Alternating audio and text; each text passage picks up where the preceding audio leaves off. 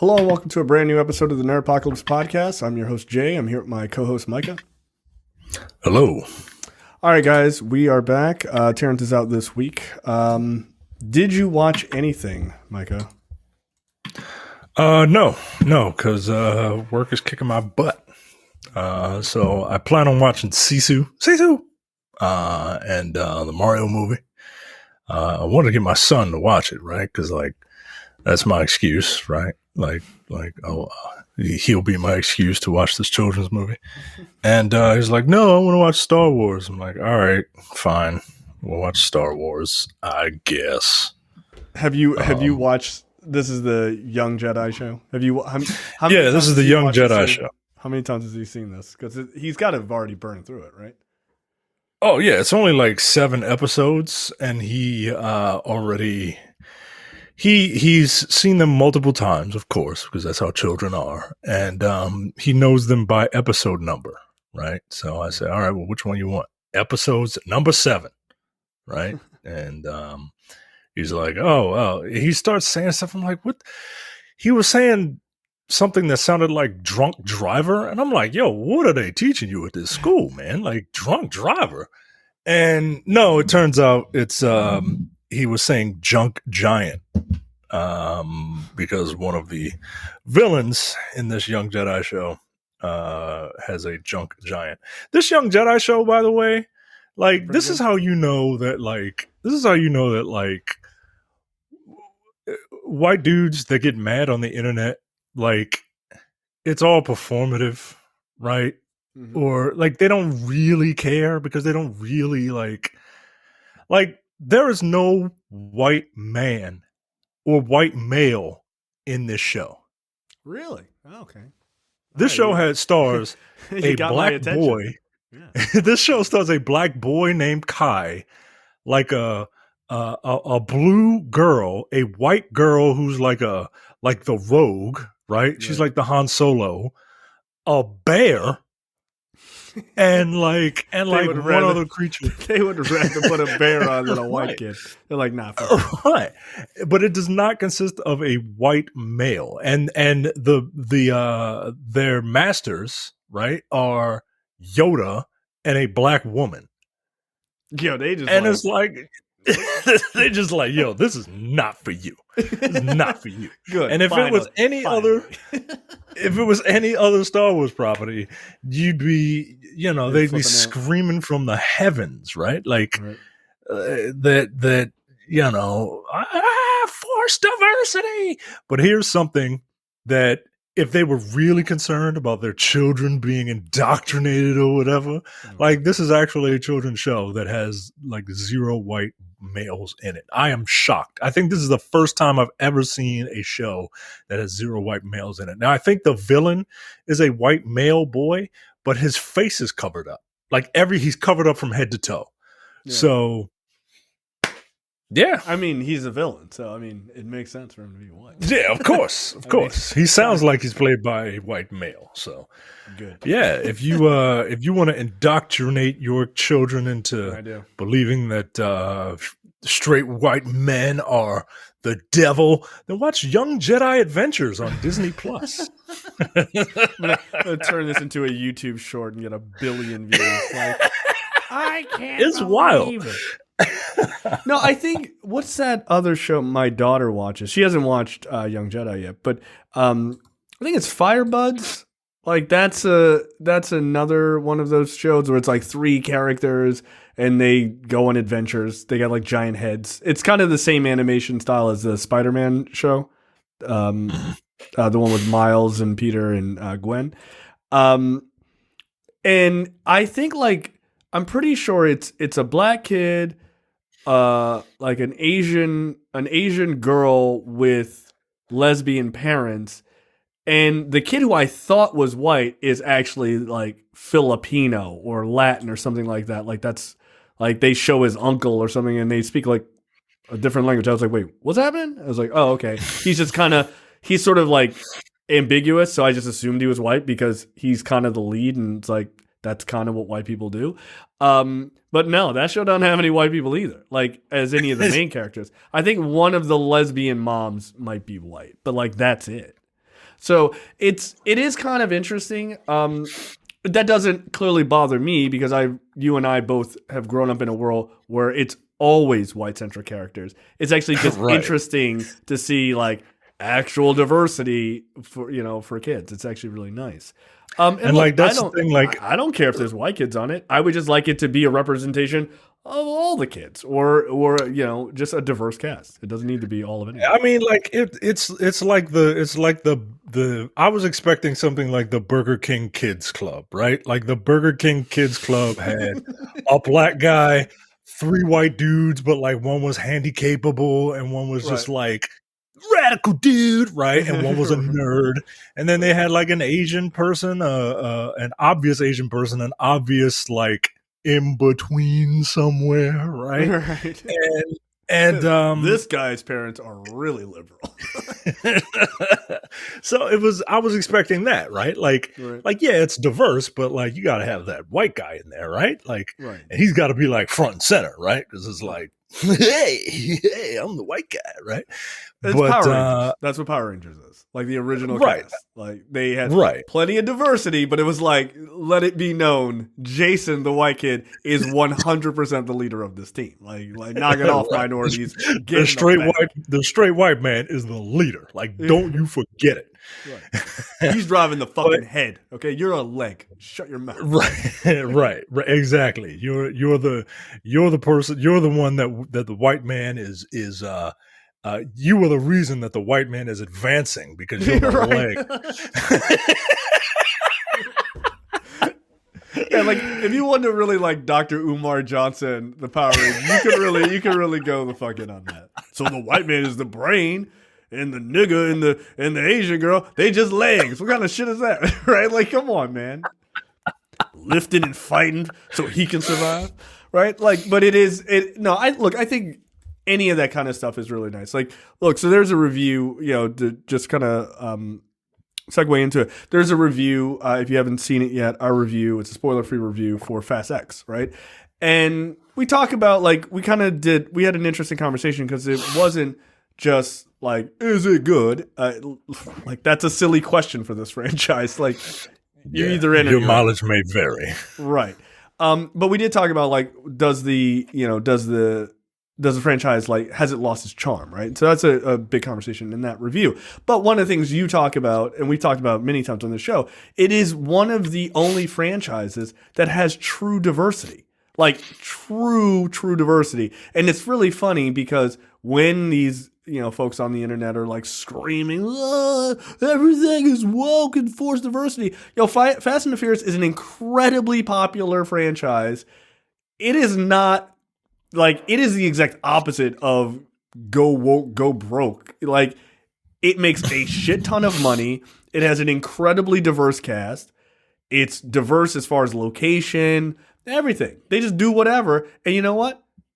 The world loves it. Like, you can talk all the shit you want. The world loves it. The lead isn't white.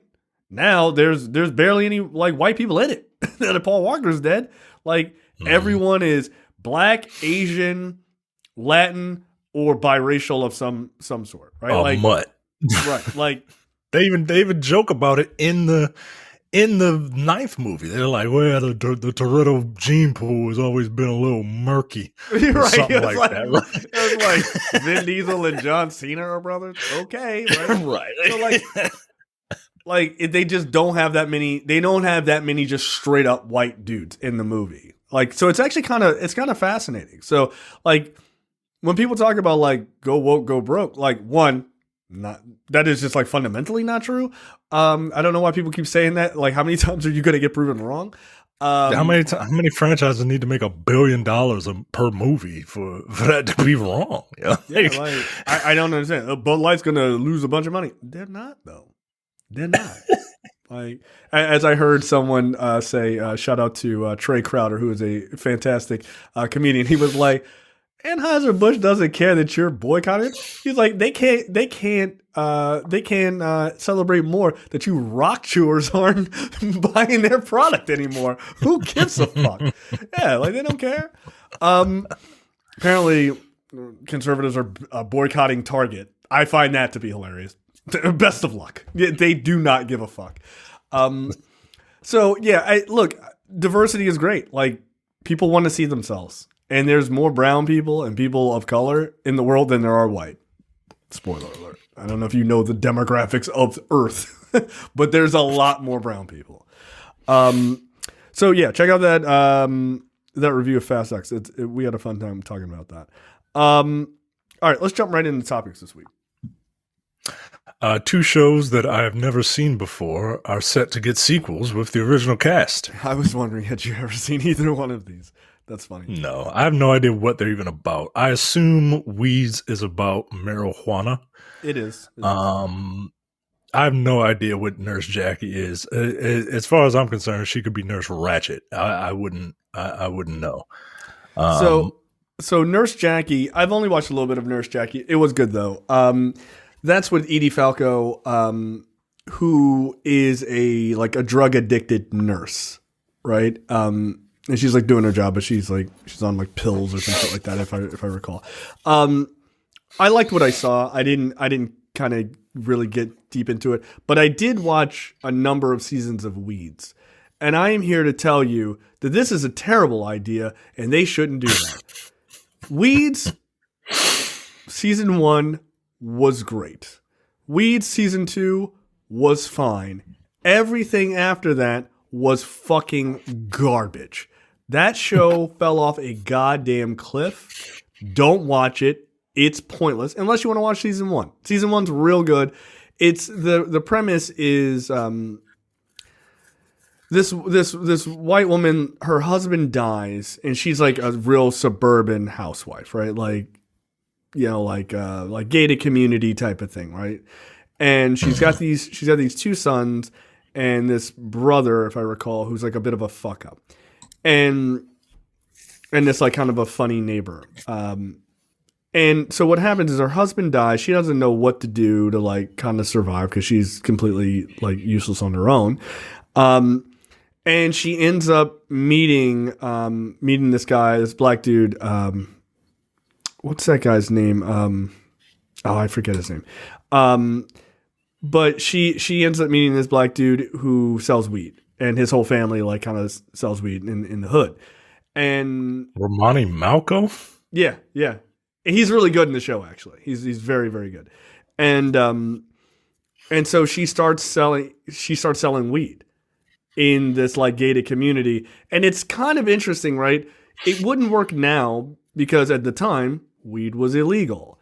And the whole point was that all of these like hoity-toity rich people were actually smoking weed. And like they were way more, like they had way more bullshit going on in their lives than they pretended to, right? Like they were like rich and all this other shit. And it was like this juxtaposition of like these people in the hood selling these drugs to these rich people and like how their lives actually kind of mirrored each other in a lot of ways, right? And she was kind of stuck in the middle. However, the show then changed locations. Like she left the gated community to this other place through all these other circumstances, and then it shit the bed. And the woman who plays the lead of that show couldn't come off as less interested in being on the show than I've ever seen an actor. Like, you remember that scene in State Property where Jay-Z's in it, and he clearly doesn't want to be in the scene? That was the entire show after season 1. I was like, what am I even watching? Do you care that you're here? Like, it was fucking weird. So no, I don't care for her acting, and I don't want any of this. No, make a new show. Like, these shows are done. I don't know about Nurse Jackie. Maybe Nurse Jackie was amazing, but I do know about Weeds. Did you finish out Weeds, or did you abandon it? I think I abandoned it at the beginning of the last season. I was like, you know what a cardinal sin of a good show is? 1, changing location. That's a bad idea. That's almost always a bad idea. 2, if you've got a really catchy theme song, don't change it in, the following seasons. I hate when shows do that. I'm like, I'm ready for the theme song. We know the theme song. And then it's like, what the fuck is this? I don't like this. Well, at all. I think that's a case by case basis, right? Because you know, in back in the day when black TV was amazing, when we all thought that Bill Cosby was, you know, a good guy. There were a couple of shows that he had his name attached to. One of them was The Cosby Show, and another one was A Different World. And they changed their openings every season. Yeah, The Wire did this too. But they kept the same. It's the theme, but it's like a remix of the original. Yeah, it's a remix of the music. So did it do that, or was it just like something completely different? No, it did that, but like the song, like the problem was the song was this is this old song called like Little Boxes or something like that, and it was sung by this lady, and it was like a really kind of old school song, and it just was really catchy. Like it's not a great song, but it was just really catchy. And then they had someone else sing it, or I think they kept changing it. Like every episode or something like that. After that, I was like, I don't like this at all. Like, just get that old lady back. like it just really soured me on the show. And then they changed locations, and then the lady didn't give a fuck. And it was just like, there's just a series of bad moments, right? Like I hated when The Wire changed theirs. I hated it because I loved the theme song in the first season. I hated it, but then I got used to the other ones because the show was great, right? So it didn't bother me as much. No, I know what you mean though, right? Like it goes back to that like little kid thing, right? Like in the 80s when animation was just god awful except for the intro, right? Like that Thundercats intro, like they didn't move like that in the show. Hell no. Like they did when they did like that first episode, that like little mini movie. That was it. After that, they were like, we hooked y'all. Right. You buy the toys? Great. Fuck off. Yeah, let's reuse these cells for a number of occasions, right? Like 80s cartoons always did that. That's why we all love 80s cartoon theme songs. And like even today, like that simple Succession has a nice melody to it. Mm-hmm. And I'm glad they didn't change it, right? Like because it's like, yeah, like I can, like there's something about it. Like my wife can't stand like watching intros, even if they're like 35 to 40, they're like intros are like 30 to 60 seconds, and she'll just be like skip, and I'm like, yo, part of it is the anticipation, right? Like right, it depends on the show. The intro is the foreplay to the show. I agree with that. You can't just go right past it. Like it gets you into it. You know what I'm saying? Like yeah, like there are certain ones like, nah, yo, this is mad long. Like this is a mad long. I got to tell you, if it's long, yeah, go ahead, skip it. What's long? I don't watch the Succession one. I don't. However, you don't? I don't. Oh, no. But listen, hold on. In fairness to me, I gotta hear a few bars of the music, and then I can go. But I don't watch the whole thing. Like there's you gotta hear the boom. Yeah, I gotta hear that. Right, and then I gotta hear a little bit, and then I don't have to watch the whole thing. Like I can't watch Stranger Things and skip the intro. I can't. Like it's just you have to watch the fucking intro. It's the same every season. Like that's one. If they change the music, I feel like I'd be pretty angry. Yo, that music is weirdly is fucking iconic. Like it was just pitch perfect. So good. But yeah, look, don't change the music on your shows. Like if you got a hit show, leave it. But yeah, this doesn't need to happen. Like I cannot stress that enough. I don't need a new season of Weeds. That show was bad. It just went off a fucking cliff. I was pissed. Next up. All right. Vin Diesel teases a trilogy for the Fast X franchise finale. So after the studio saw this part one, they said, could you make Fast X the finale a trilogy? Vin Diesel shared of Universal's feedback to the franchise installment.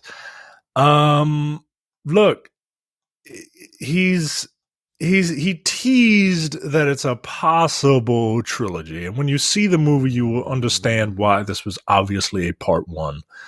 Yeah, the way it ends, absolutely. The way it ends, yeah.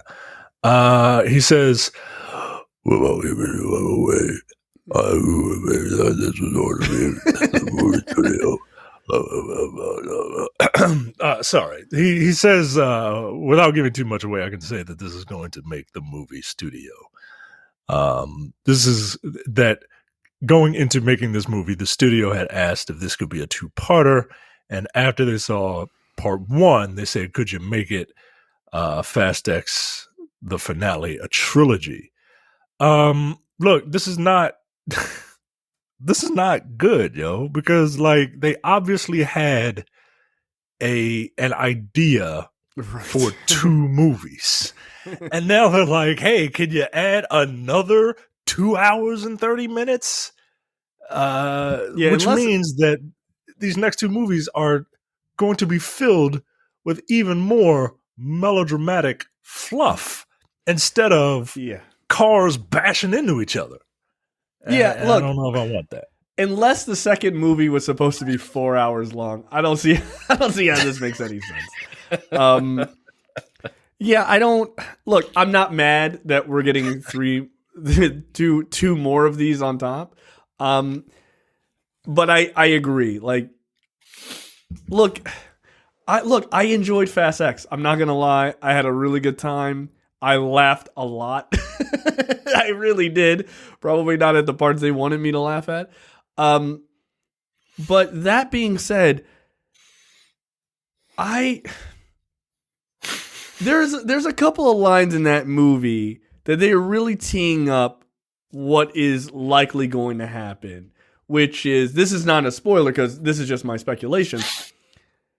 They really do tee up the idea of like, this could go on forever kind of thing. And I'm like, oh, okay. So this is going to be the end of this franchise. And then we're going to jump forward in time and your son is going to be running his own Fast and Furious franchise. That's what I get from this.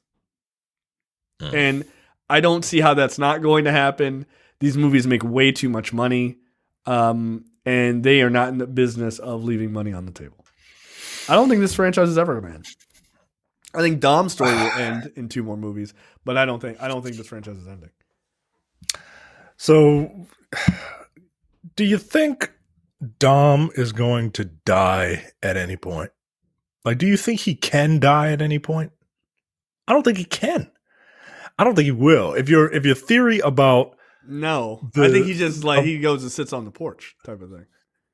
I think your theory of the Fast and the Furious TNG is a sound one. Yeah, but I feel like that's only going to happen if the original Kirk has a part in it. You know what I mean? Like a significant role. He will be like, he's going to be the dad on the porch. Like when they get back from an adventure, he's going to be the one like, put out the Coronas. Like that's going to be his whole role, right? Words of wisdom. He calls his dad on the sat phone when he's trying to save the Vatican. Okay. I think he's gonna. I think in Fast and Furious TNG, I think little Brian, who should have been named Paul, but okay, whatever. That would be like me naming my son Jay. That's weird. Okay. Yeah. It's very weird. And I get it. You wanted to honor Paul Walker. You shouldn't name him Paul. Anyway, right, like a real honor of the man, not the character. Of your actual friend.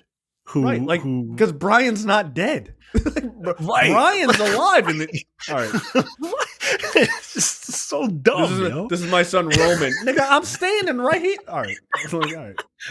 That's weird, yo. It's weird.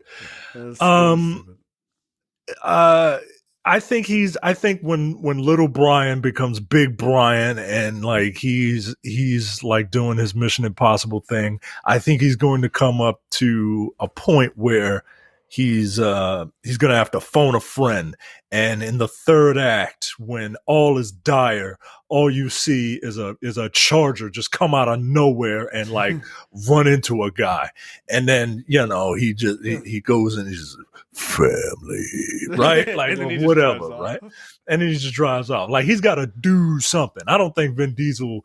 I like Vin Diesel a lot, but like that guy's got an ego too. Right? Like, of course. And this is his franchise, right? Like, I don't think he's going to just sit back and, he won't even take a hit from an equal.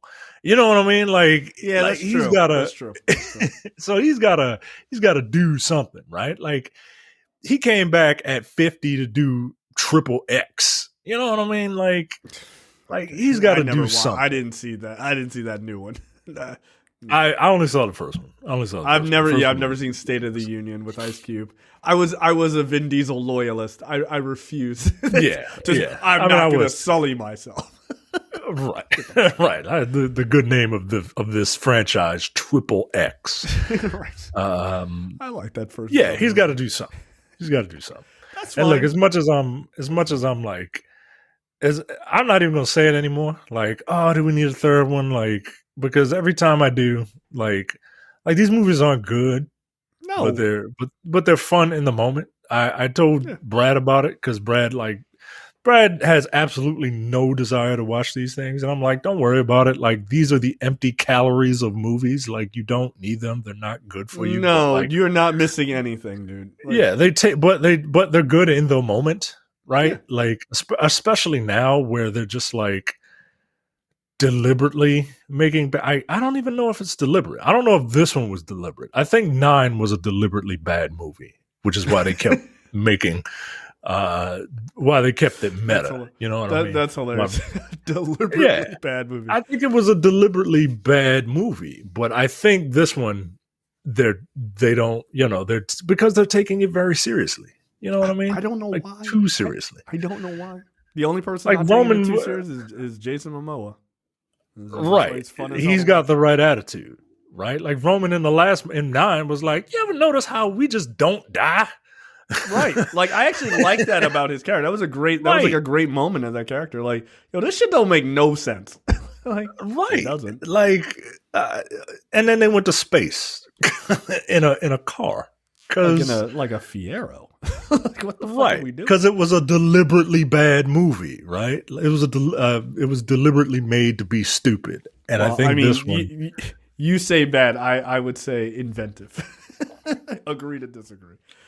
Not inventive, imaginative.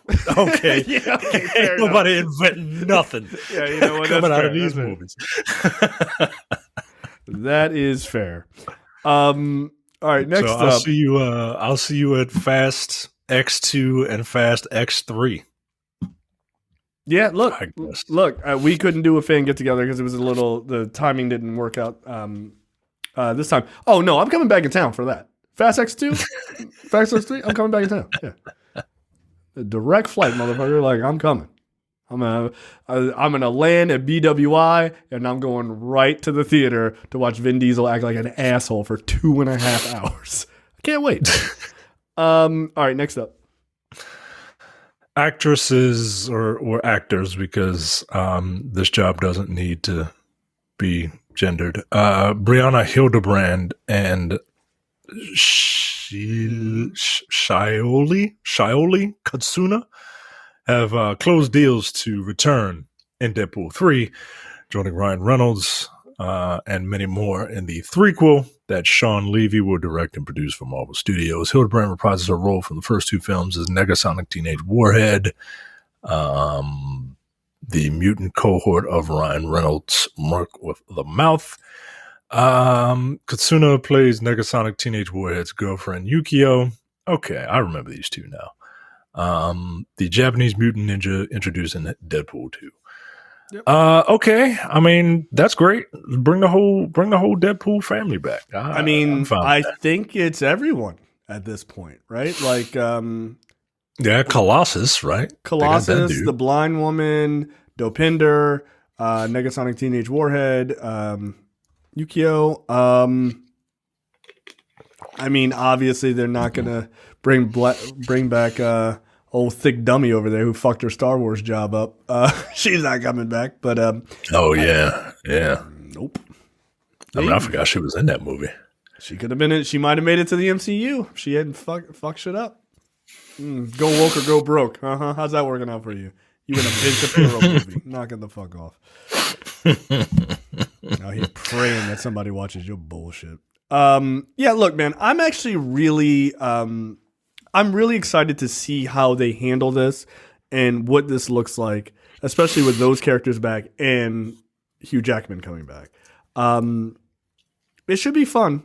Paul Wernick and Brett Reese are still writing this, which I think is really, really key to why this works well. So yeah, I'm looking forward to how they pull this off, and I'm glad all these people are not out of a job because I think they all did a really good job in that Fox movie. One of the few Fox X-Men movies, X-Men universe movies that was actually good. So yeah, I like it. I hope this is like a gateway for them to be in the inevitable X-Men movies. You know what I mean? Yeah, absolutely. That'd be pretty dope. I don't know how they're going to handle Colossus, right? Because that means he's I don't want to say second tier, but from the original X-Men, he is he came in that sort of second wave of X-Men.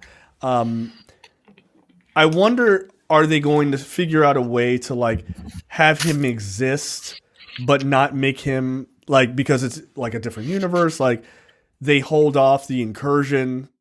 I'd be interested to see how they do that. Because I have to imagine folks over at Marvel kind of want to do one X-Men movie with the original team.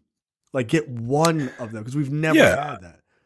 I think that Deadpool and this whatever universe that Deadpool is in, I think they just don't let's pretend that that universe has mutants in it, right? Because in that Deadpool movie, he specifically walks past the room where the Fox X-Men are, right? At one point,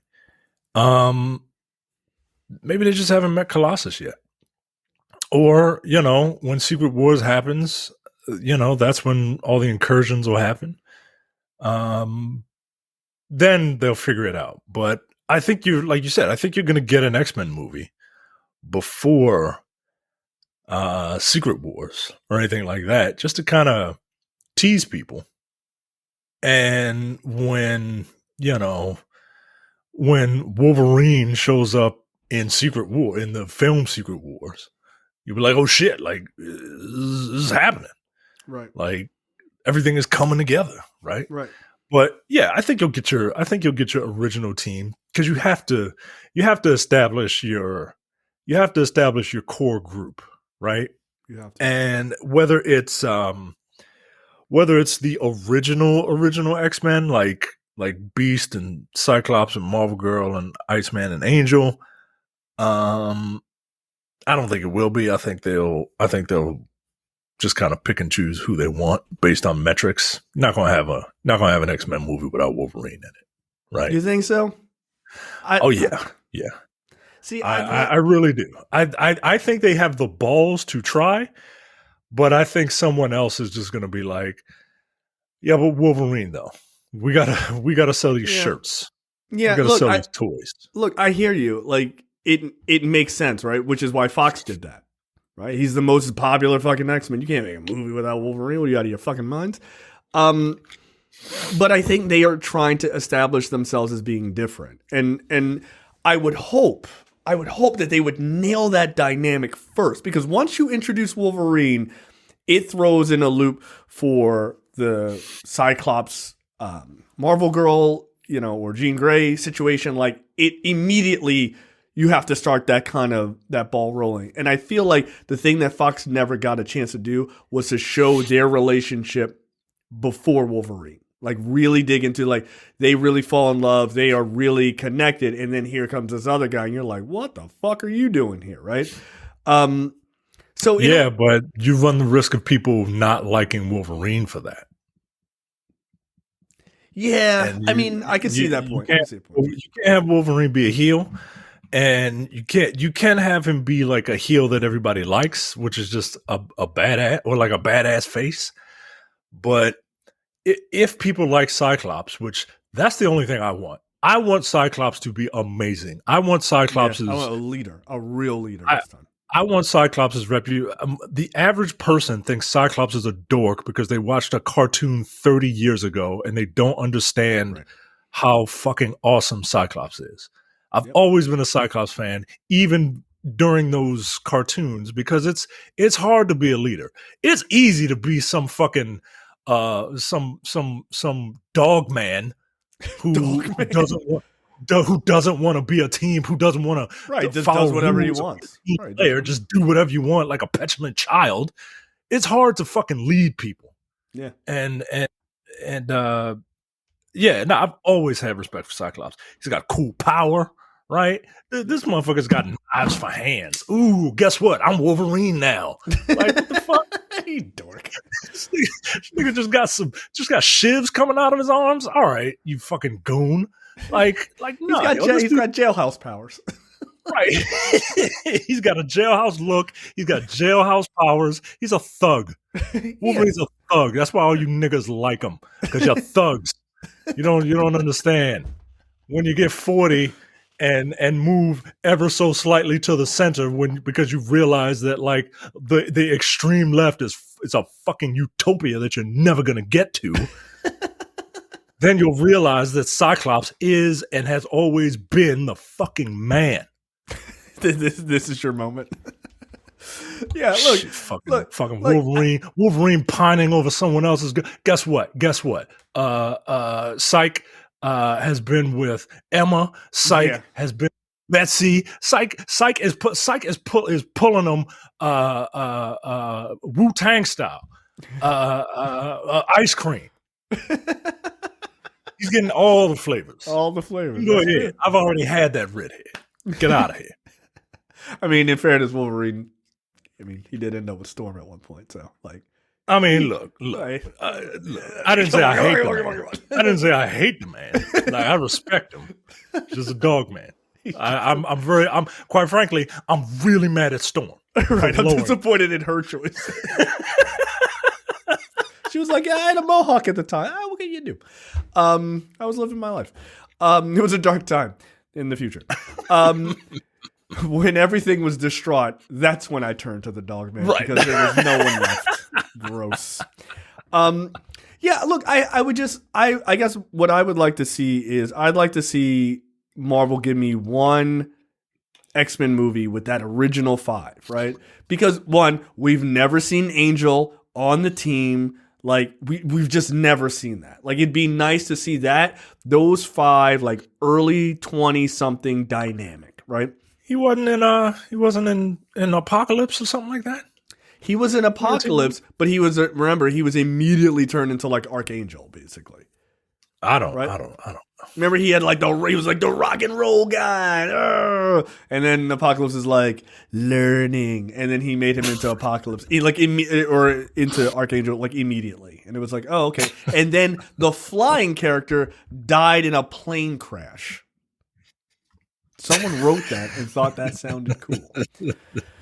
Okay, so yeah, look, it's So I think if you get an original 5, I think that's dope, right? Like, give us like that team, and you don't have them fight fucking Magneto. It's too much too early, right?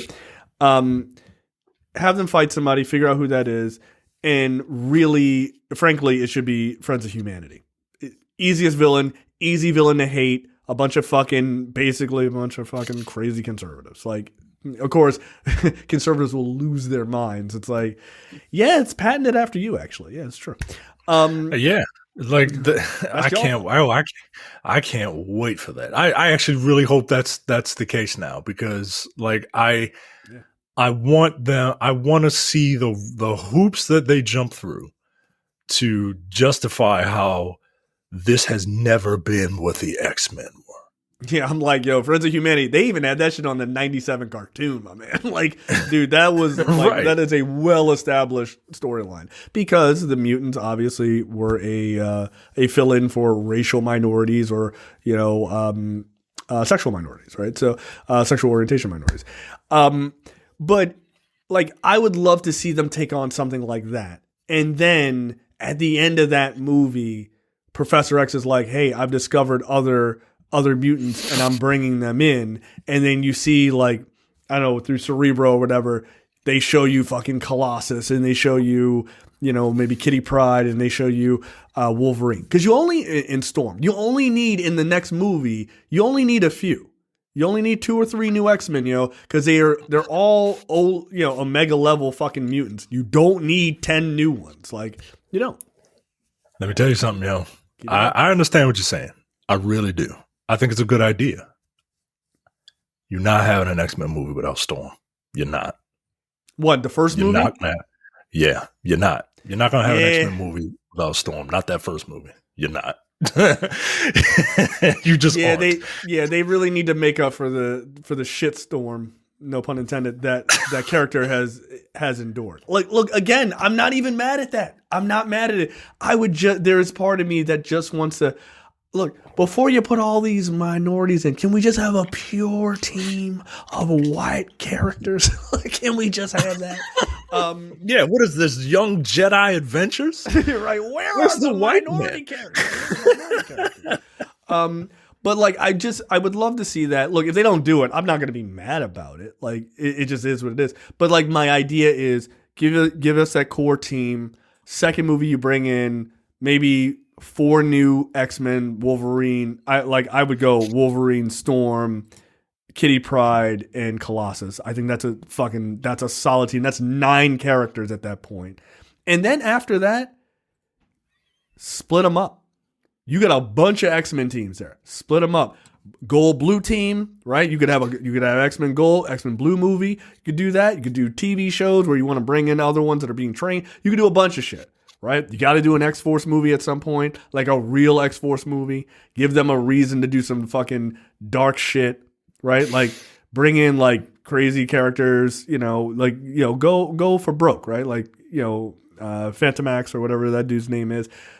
Those kind of characters, like, that would be really fun. Do an Archangel story that actually worked and he like made him like a real fucking, have a real character arc. Stuff like that we've never seen done before.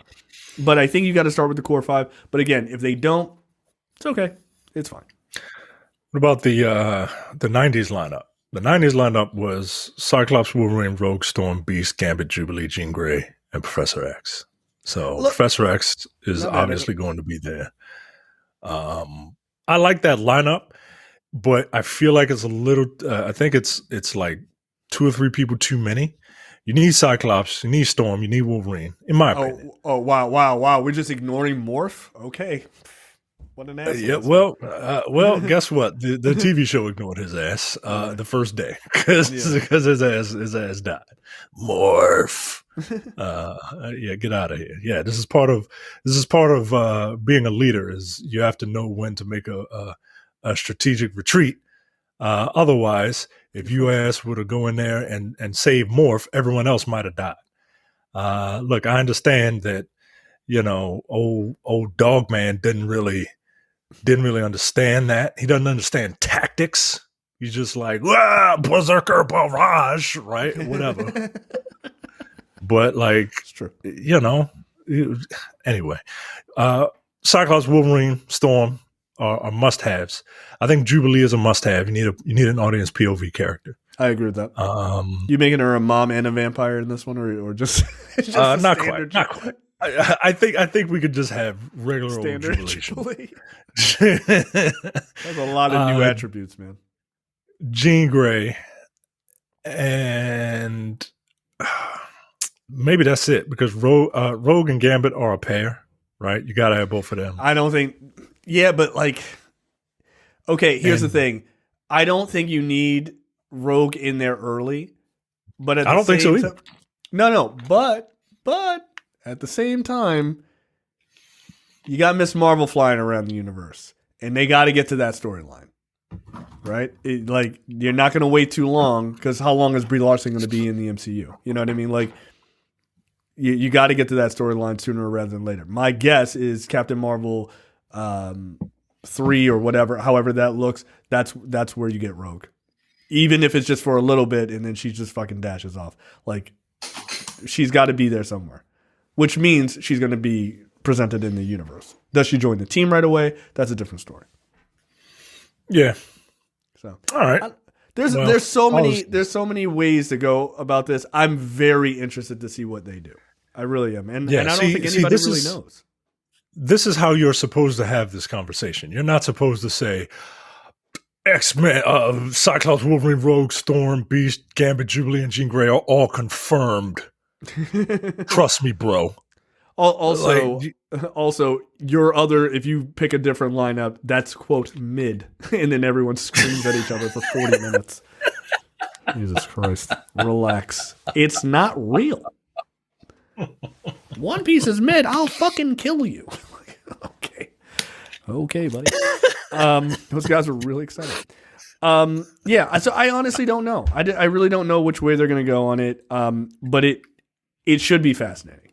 I mean, that's just our like wild speculation of what we'd like to see. But hey, again, I trust Marvel to do it right. I really do.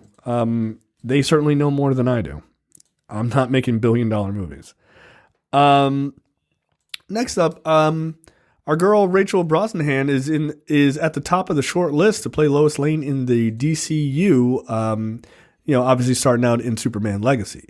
If you do not know who Rachel Brosnahan is, do yourself a favor and watch The Marvelous Miss Maisel, because she is phenomenal on it. I like this. Apparently her audition was super top notch by some accounts. Look, she's got a Margot Kidder vibe to her. Like, she's got the look, like she fits the look. I feel like she won't play it. She wouldn't play the character in a like just damsel in distress kind of way, but more so in a like sassy badass reporter kind of way that Margot Kidder played her in. I like it. Like, I think that would be a really, really good choice. Yeah, she's actually a really talented actor. She was in what was that TV show? Marvelous with about the Clintons. About the Clintons. House of Cards?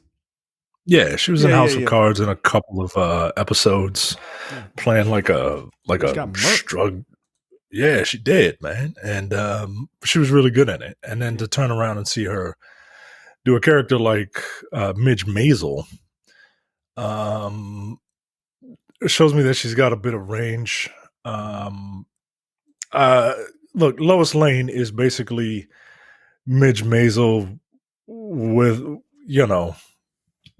being Jewish, right? Without all the Jewish affectation. Yep. In her voice and speech. So I can easily see it, and I got no problem with it. I like her as an actor. I think she's got talent. So we'll see.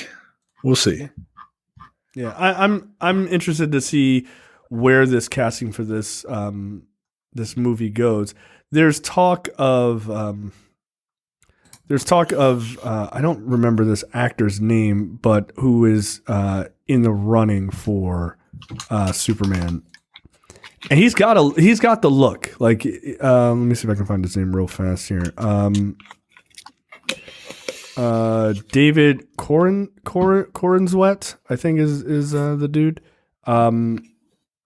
Yeah, like, and Nicholas Hoult apparently is in very late talks. Rumor, sprinkled salt here. But the rumor mill is that Nicholas Hoult is likely cast as Lex Luthor, which I like that. I like it. Shave that head and fucking go to work. Now, remember, for folks who may not know, he just barely got beaten out for Batman. So it's not like the dude is not... One, Nicholas Holt's a good actor. I never saw him as Batman. I just thought that was like a weird choice. But as Lex Luthor, I can see it. Like, the dude's a good actor. I think he could crush that. So I like that a lot better than Jesse Eisenberg in the role, honestly. Like, a lot more. Yeah, Jesse Eisenberg. I don't mind Jesse Eisenberg. Like, I think Jesse Eisenberg is very good at what he's good at, if that makes any sense. I don't I chalk that up to like script and direction. Like, yeah, because Jesse Eisenberg was the lead of one of my favorite shows this year. Right, he was in that New York show, and that's what I didn't want to say it, but like he's really good at playing that kind of character. Yeah, New York Jew.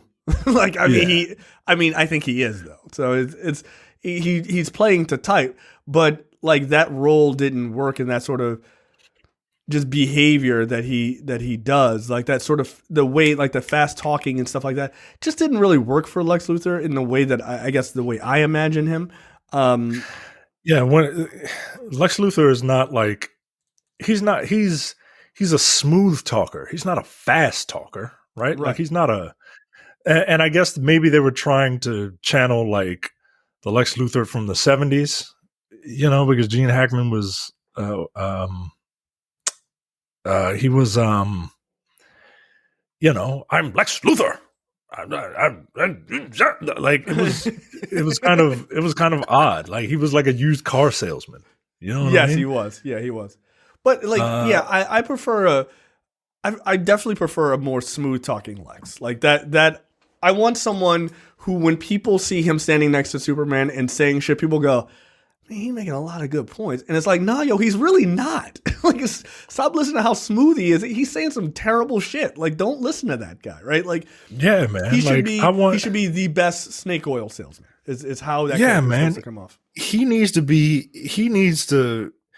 Lex Luthor should be so good. He should be so smooth that like the dummies in the real world, like the dumb Republicans, are like should be like, we need a guy like that, and then they'd start tweeting the actor, like, can you be president, please, Mr. Lex Luthor? I mean, like, isn't that crazy that that's probably going to happen? Like, these are the same people who thought the Homelander was the hero of the show and thought that the Colbert Report was how Stephen Colbert what he really believed.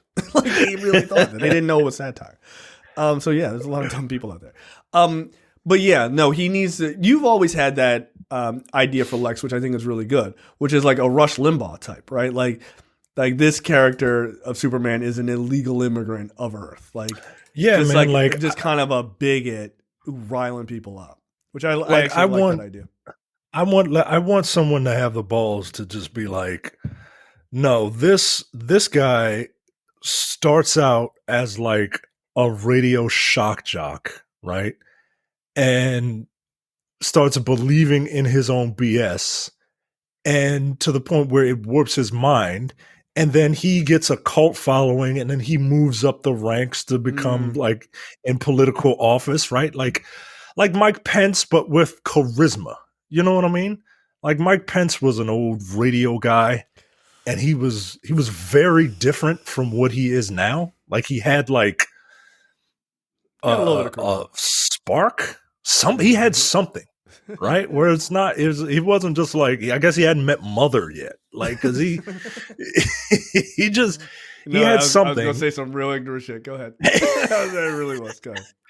But yeah, like that's what I want to see. I want to see, because I occasionally, when I need a laugh, I'll listen to WMAR here locally, which is the local conservative talk radio station. Because every now and again, I want to hear what those people have to say. I don't. And it's some of the most bizarre batshit, like out of the, it's out of this world, dude. It's. I see the shit they write. It's nuts. And it's like I don't understand it. But I can see why people fall for it. Yeah. Like it's all you have to do is know how the rules of argument, like the different styles of argument, and just like warp them. And the average person will buy into it.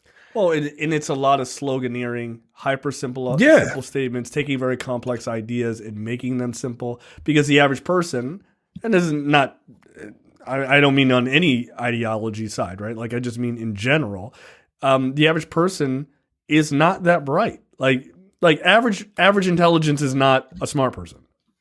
It's not. And so there are average intelligent people on both sides of the spectrum. And when you can feed into that group, right, and you can warp things and you can make it really simple, not to take any political, sides, but like abortion is bad, like remove all nuance, no more wars, like remove all nuance, right? Like when you do that for a simple-minded person, they go, I agree with that, done, right? Like it doesn't. Like on either side of that argument, like there's a level of nuance. There's a lot of details. But when you can hone that, that's how you can move a lot of people. And you're like, but this guy's not saying anything. And it's like, yeah, but he was on a game show though. And he says you're fired, right? Like, and so if you can play it like that, I think it could be a really effective. And I could see Gunn trying to go that route. Like, Gunn is an unabashed liberal, dude. Like, I could totally see him being like, you know what? This is the Lex. This is who he is. And make him compelling. Like, really make him compelling. I can see him wanting to do it. I can see him being shut down by studio heads. You think so? Because, yeah, man, I do. You can't, it can't be that naked. Like, I want it to be. No, we don't have to be that naked. I wanted to be that naked. I wanted to be. Fair enough. I want Lex Luthor to hold up a sign saying Superman is an illegal immigrant and needs to go away. Like that's what I want the title of his radio show to be. You know what I mean? Fair enough. Look. Do you think it's that obvious of the messaging behind Homelander in The Boys? I think it's yes, I do. They didn't fucking get it though. They didn't get it. That's what I'm saying. No, they didn't. They thought Giancarlo Esposito's character was Obama, and the only way they could think that is because he's brown. Right? Like that's it. Like that's it. Like what? He's a corporate CEO. Like, all right. Like. Who is helping produce the thing that is making Homelander who he is, and all these other soups who they are. He's the bad guy helping the bad guys that you. But all right, I can't like that. I can't. That's literally just racism. I don't know. That guy's brown, and this other guy I know is brown. Close enough. Like. Okay, like yeah, he is not Obama. That doesn't make sense. But that's the thing is they didn't understand Homelander. They still don't. Right? Like they think that Homelander is like a righteous character because he's like uber Christian and like kills bad guys, but I'm like, do you pay attention to all the shit he does? Cuz he does a lot of real heinous shit in the name of like being a good guy. So it's fascinating. I'm not sure that if Gunn made it that naked, I'm not sure they'd know. I'm not sure that they would know. Maybe not. Because Homelander literally flew up to a plane that was about to crash and said, you know what? Fuck this. I'm out. And people think that like that. All right, man. All right. People are not. Look, one thing that I've learned over the years when it comes to films and TV, people are really bad at understanding subtext, like real bad. Apparently they're bad at text. Oh, they're terrible at that too. Subtext, overtext, all kinds of text. They don't get it. So I'm just saying, like, right. James Gunn, if you're listening, and I know that you are, do it. And look, by the way, if they do figure it out, even if they do, you know what sells tickets? Rage. Rage sells tickets, dude. Rage. Look, that's why they make these bullshit clickbait videos, right? Because they know I'm getting angry, and they get in the comments and they yell at each other and all this other shit, right? Where they commiserate on their rage. Cool. Do it. Guess what? Most people are going to watch this movie and be like, that's Lex Luthor, that's Superman, Mortal Enemies, they're fighting.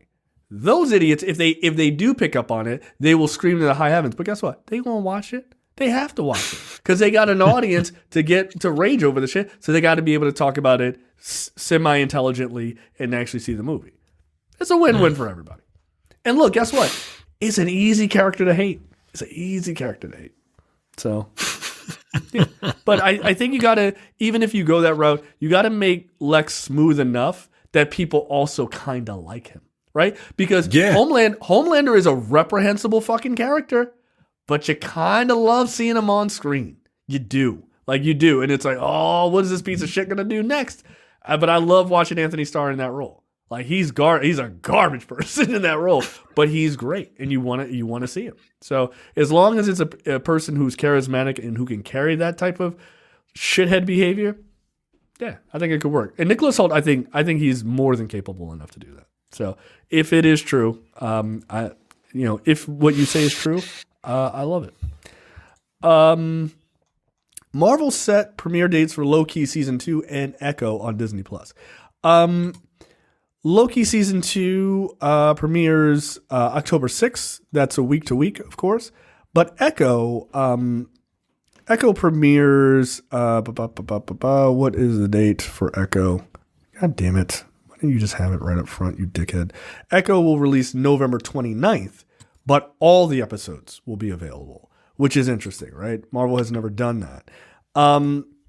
Some people are saying, and I think this is a very, very, very poor take, is that Marvel doesn't believe in the series. That's why they're just dumping it out all at once. And they do believe in the series for Loki. So that's why it's week to week.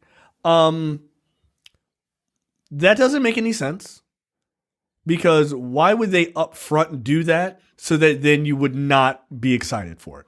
That doesn't make any sense. Like, why would they signal to you that they don't like it? Maybe you would like it. So, like, that. Don't. Maybe have that maybe they That's think. a terrible take. Maybe they think you'll like it so much you'll want to binge it. Yeah, but of course, yeah, people go the most negative route. But I just don't think it makes any sense, right? Like, I don't think that actually makes sense. What I think, if they didn't believe in it, they wouldn't put it out. Or they just it's a rework Disney it. Plus. Right? They just or rework they'll it. redo it. Like, I don't know. I think the more likely thing is there is something that happens in Echo that is important to get out in a faster amount of time, is my guess. You got to remember, things have been pushed back. Loki got moved. Other things have been moved around because of the pandemic and other things. We might even be seeing a delay for, other projects, depending on, them slowing down and not doing as many things. So they may be running into a scheduling thing of like, this shit needs to be out sooner rather than later. We know that if we put out all 6 or 8 episodes all on the same day, people will burn through it within a week or two. And that gives us, the vast majority of hardcore fans have seen all of this before this other thing comes out. So that's my guess. So I don't think that we're likely to see. I don't think this is necessarily like some big, like, oh God, what about this series? And it is kind of interesting that Loki comes out only a month before this. So that's kind of interesting. I wonder, are they more tied together than we realize? So we'll see. Maybe, or maybe they're not, and maybe they just ran into some scheduling issues. I think scheduling is the most likely part. Yeah. I can't see these two being tied together. When does the Marvels come out? Does it come out before or after Echo? Marvel's release date is November 10th. All right. So maybe something happens in the Marvels and, or maybe it doesn't. And maybe they just wanted to get this out before, I don't know. But I think people are overthinking it. Yeah, I don't think this has anything to do with a quality issue. Yeah, no. I don't think they would necessarily put it out there if it wasn't at least watchable. And it's not like they've put out a bunch of stuff that is just god awful, right? They put out a Guardians of the Galaxy Christmas special when it wasn't Christmas time. Right. So, you'll be fine. It is what it is. Right. Watch it or don't. Yeah, I mean, that's pretty much it. Now, also keep in mind, the debut for the Ironheart TV series is late 2023, right? Like, you may be running up into a scheduling issue because they're trying to get all of this stuff out before the end of the year, right? You've got Loki in October, Echo in November, and then I assume Ironheart's coming right after it, right? So, like, they may be trying to, like, look, we got to get you guys watching this shit because we got to get this shit off the books and be done in 2023. Like, it could easily be that. But, like, just relax on the already writing the obituary for a series you've never seen. Like, yeah, watch one episode, and if you don't like it, feel free to never watch it again. Right. I am interested to see where Echo goes because it feels like a character I don't understand her importance in the overall universe, but it may be her importance on like the street level with like the Daredevils and that sort of group. And I think that's cool. I just don't have a sense of like what that really means at this point. Yeah, I don't really see this character really. I don't really see this character kind of evolving past this small screen. Likely not. When does Daredevil Born Again come out? Like, I figure this has to be over and done with before Daredevil Born Again comes out. That's 2024. So I don't know. But that's and here you go. That's on Disney Plus early 2024. That makes sense. Again, you don't want to run, let's say that show is 8 weeks. It's at the end of November, right? So basically the beginning of December, right? So you have to get that show over with before Daredevil Born Again comes out. And this character is the closest one it's tied to. That makes all the sense in the world. Like, again, I hate these takes of like, Marvel doesn't believe in their properties. Or you could just look at the schedule, dude. We just Googled it. Like, yeah, it's not that fucking hard. Why do you have so many fans when you're so dumb? Because people feed off rage, man. It drives me crazy. They feed off. Yo, Daredevil Born Again is 18 episodes, week to week. They got a lot of shit to do in that show. They're probably like, man, we really got to make sure Echo is good because Echo most likely shows up in that. So they need to get her story and get her really established and then get you into that. And you can't put them out week after week after week, like one chunk of a series and then next week is all chunk of a series. They're not going to do that, right? They got to give you time to breathe too. They're already crammed with 3 shows at the end of the year. That's a lot. I wouldn't be surprised if Ironheart is dumped all at the same time too. I really wouldn't be shocked. It's just, I think they just ran into a really weird scheduling issue. It is what it is. I'm gonna watch all of it. I mean, they're talking about Agatha, Coven of Chaos is also 2023. Like, that's a fucking lot. I thought they were going to slow down on some of this stuff, to be perfectly honest with you. No, I think that they are. I think that starts in 2024. I think that's why they're trying to get all of this shit off of their slate now. I hope that doesn't mean you get like a bunch of garbage by the end of the year because they're just rushing to get stuff out. I hope not. So yeah, I hope all this shit is at least written and halfway done shooting. Like get to work. Right? Because they can't get to work if it ain't written because the writer's strike.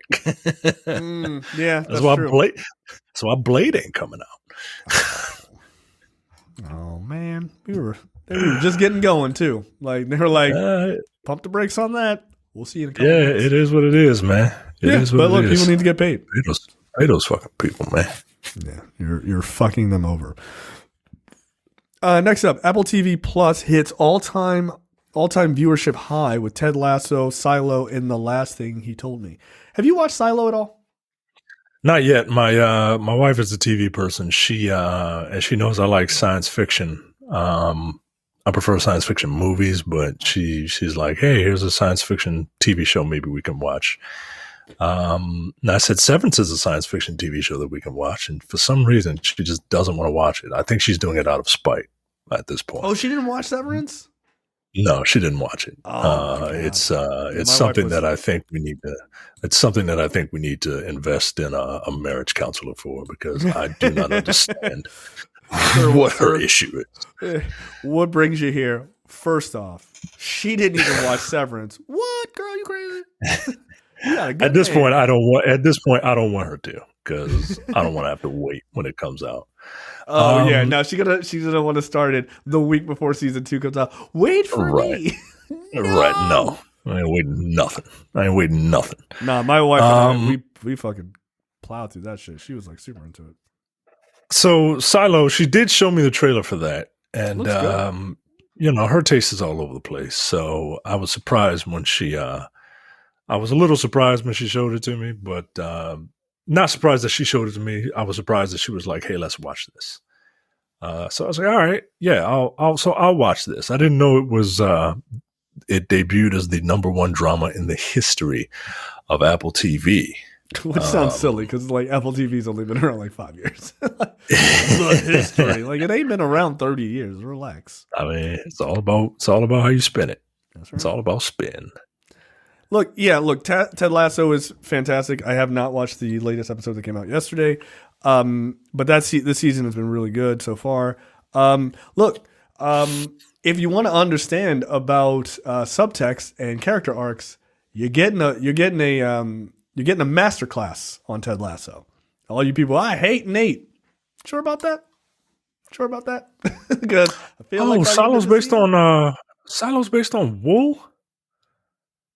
I didn't know that. Oh well, yeah, I gotta watch it now.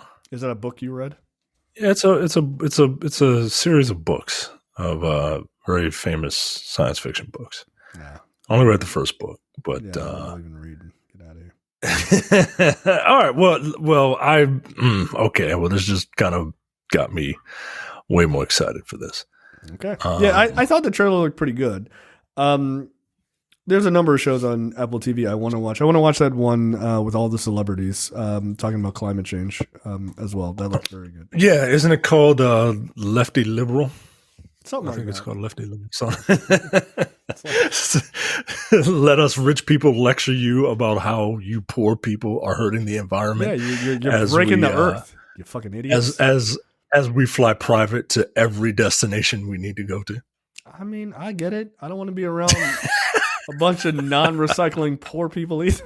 Get these people away from me. Like, are you gonna just ride public? Fuck no. Get out of here. I mean, I love the earth, but like not enough to take United. Get out of here. Jesus Christ. I love myself. So the Apple TV had a viewership jump of 147% year over year. Of course, leading the charge is Ted Lasso, which has done incredibly well. Also, according to the Nielsen ratings, viewership of Ted Lasso season 3 premiere weekend skyrocketed 180% season over season as the hit comedy stands as the #1 title on the streaming service. Parrot Analytics ranked Ted Lasso season 3 as the #1 comedy in the world based on consumer demand. Yeah, okay. That's pretty good. I have not seen The Last Thing He Told Me. I haven't even seen a trailer for that, but that's starring Jennifer Garner, and it is ranked as the #1 limited series ever on Apple TV based on Nielsen ratings. The season finale premieres tomorrow. I heard The Big Door Prize is good. I heard Shrinking is good. I watched that. Shrinking is good. The Foundation, I want to check out. It's based off of a bunch of Isaac Asimov books. Yeah, I've watched some of that. It is very good.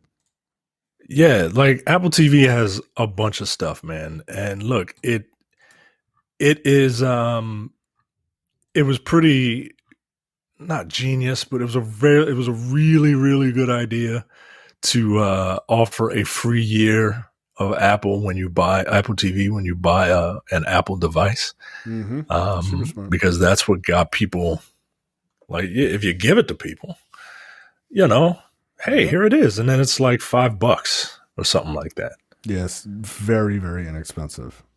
Okay, yeah, So- look, check it out. Here's some quick breaking news. Clark Johnson, who directed the show Evil and the show Bosch for Apple TV, is set to recur and direct 2 episodes of the upcoming Disney Plus series Daredevil Born Again. So that is very cool. Look, Bosch is a super dark cop show. If you've ever seen any bits of it on Amazon, I only watched like maybe the first season. I think I just like at that time there wasn't a lot of like crazy great streaming stuff, and then a bunch of things came on, and I just kind of got away from it. But Bosch, I think, is based on a book series, but it's very good. So if he worked on that, that's a good thing. That means that Daredevil will be probably pretty dark, which it should be. It's about a guy who creeps out at night and beats the brakes off people. Disney, proves that you don't fuck with them. Bob Iger, the CEO of Disney, on a earnings related conference call the other day, I read this because this is very much a political story. On an earning call, he literally said, quote, does the state, talking about Florida, does the state want us to invest more, does the state want us to invest more, employ more people, and pay more taxes or not? And that's how he ended the call. And that was last week. And today he announced that Disney will be pulling the plug on their $1 billion development in Florida. A new office complex and relocation of a division from California would have created over 2,000 jobs, but was scuttled because the company is fighting with Governor Ron DeSantis. Meatball Ron, if you will. This dumb asshole blew what was originally an $864 million project that has now been, at recent estimates, $1.3 billion. He fucked it up because he will not leave Disney alone because they dared to be cool with gay people existing. So not only is Florida not going to get those 2,000 jobs, the average salary of those jobs was $120,000. So they're all high-paying jobs. And the department they were going to move over was the Imagineering department from California. Yeah. I mean, You if this fucking idiot. if this boondoggle, shall we say, oh god damn it. Nope, it's working. It's working. It's working. It's working. Your camera's working. All right. If I hate this. If this boondoggle on DeSantis's part isn't enough evidence that he shouldn't be running a country, I don't know what is. I don't know what is. Yo, do you know how many people are employed by Disney in Florida? Do you know the numbers? I know quite a few of them. I my wife's from Florida. Yeah. We know quite a she was born an hour away from Orlando. We know quite a few people who are gainfully employed by the Walt Disney Corporation at various levels. So that place is incredibly important to that state. It's the number one employer in Florida. It's the number one employer. It has, I shit you not, 70,000 Floridians work for Disney. 70,000. You cannot afford to fuck with them, dude. Not in the way that you're fucking with them. Like, cool, bro. Oh, God. I don't know, man. All right, go ahead. It's amazing to me that he thinks that he can beat Disney on this. And like the conservatives are like, oh yeah, we're gonna put Disney in their place. In what place? In what place? They were like, hey man, they were like, don't say gay. Then Disney was like, don't tell us what to do. Like, no, we support gay people. And they were like, fine, we're coming after you. okay, like we're a corporation. We're allowed to not hate people. That's fine. Like that's actually kind of how you sell more widgets, right? Is by not being a bigoted company. But sure. They're now saying that, when they announced this project back in 2021, they were like, they literally cited Florida's business-friendly climate as justification for moving the Imagineering department over to Florida from California, right? Because of taxes and everything. People in the Imagineering department quit because they didn't want to live in Florida. And then 2 years later, they are canceling this fucking project. Disney is also planning to still planning a $17 billion investment that's earmarked for construction at Disney World over the next decade. Growth that would create an estimated 13,000 jobs. And the guy who's head of that said, quote, "I hope we're able to." Look at this tweet from Gavin Newsom. Disney, the door is open to bring those jobs back to California. Hey, we'll cut you a deal. Look, man, this idea that Disney could never leave Florida that's not a good bet.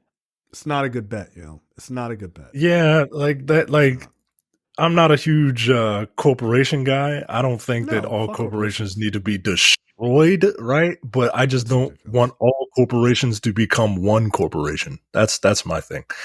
And corporations are not people. That's my attitude.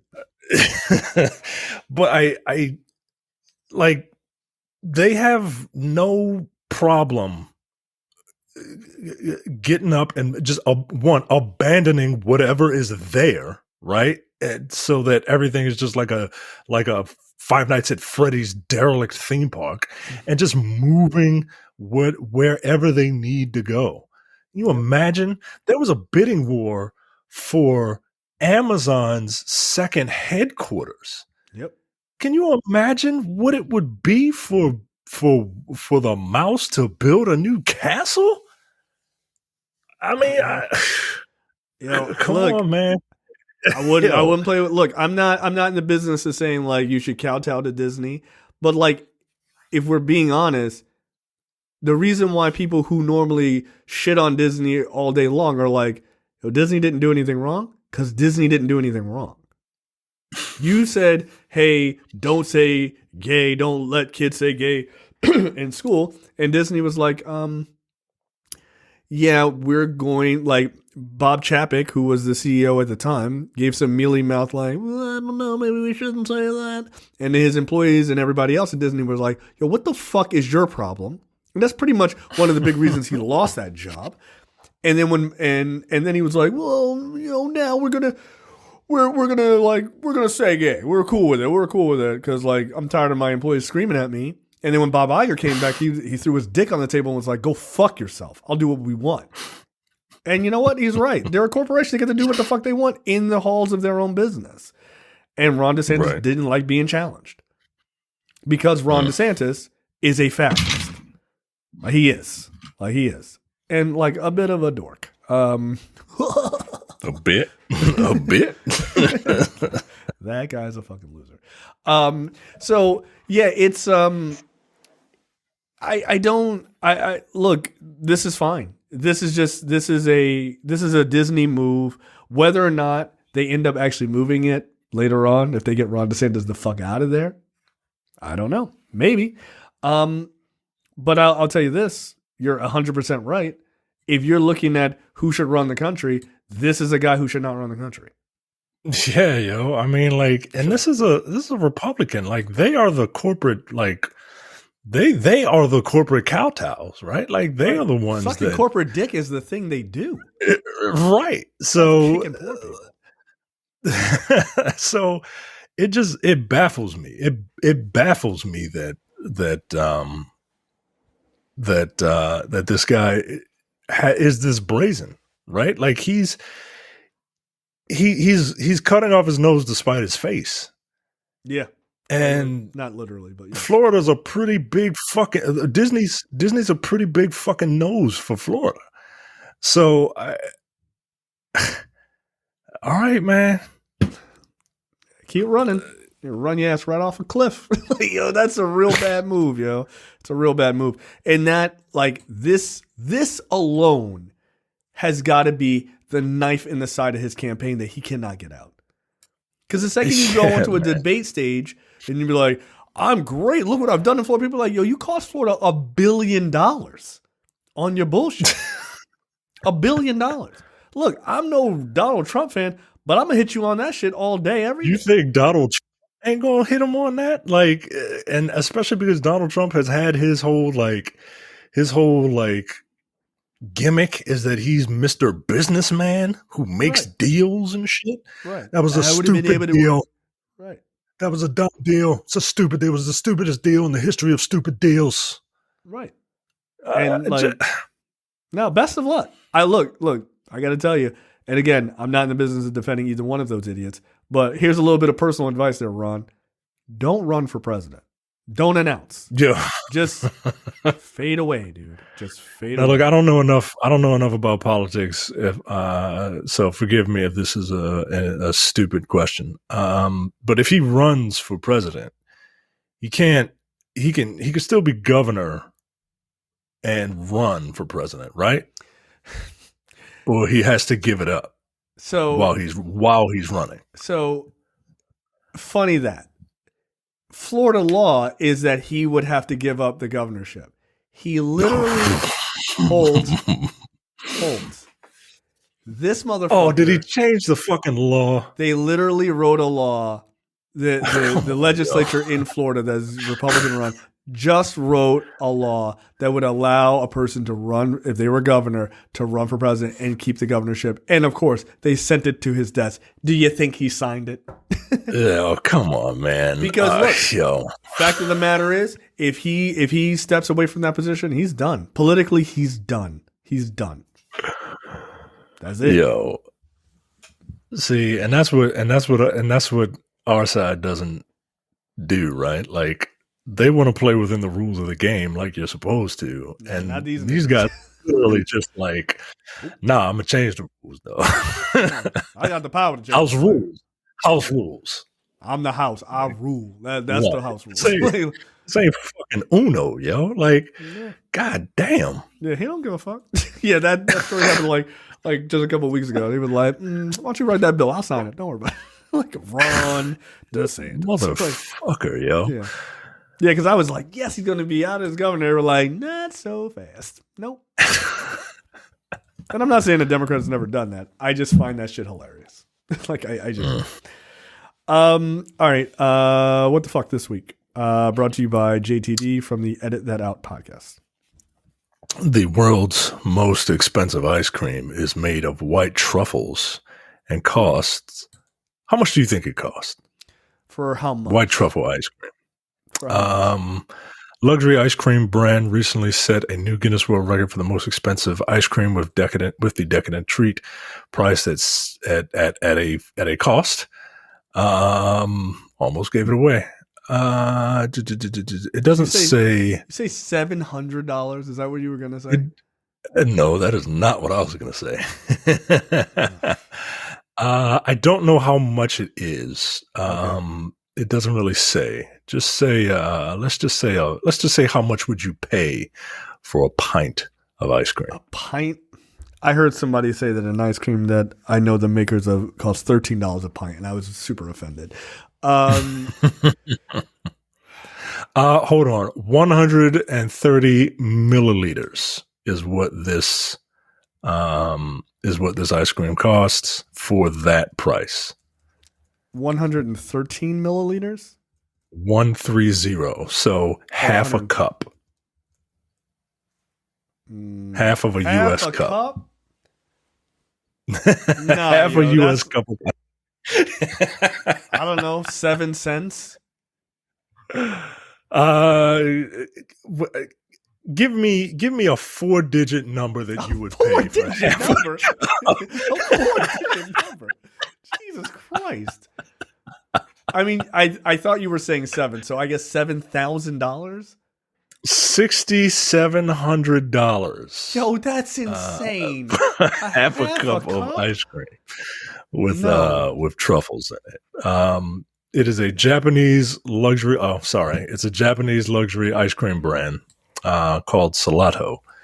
You're wild. And the Guinness World Record representative certified this protein-rich ice cream is the most expensive in the world. It consists of a velvety base made with milk, 2 types of cheese, egg yolk, a sake leek, and is topped with Parmigiano cheese, white truffle, truffle oil, and a gold leaf. The highest grade gelato has a faint sweetness, complex taste, and is in a luxurious, smooth texture.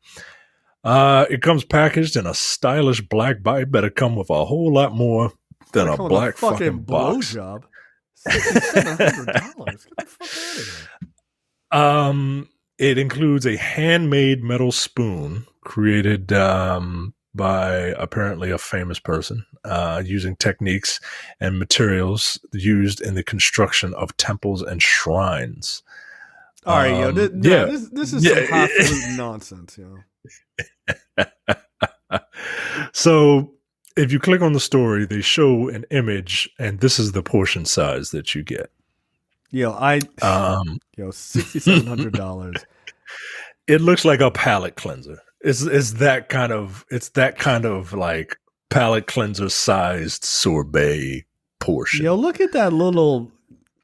Fuck right off.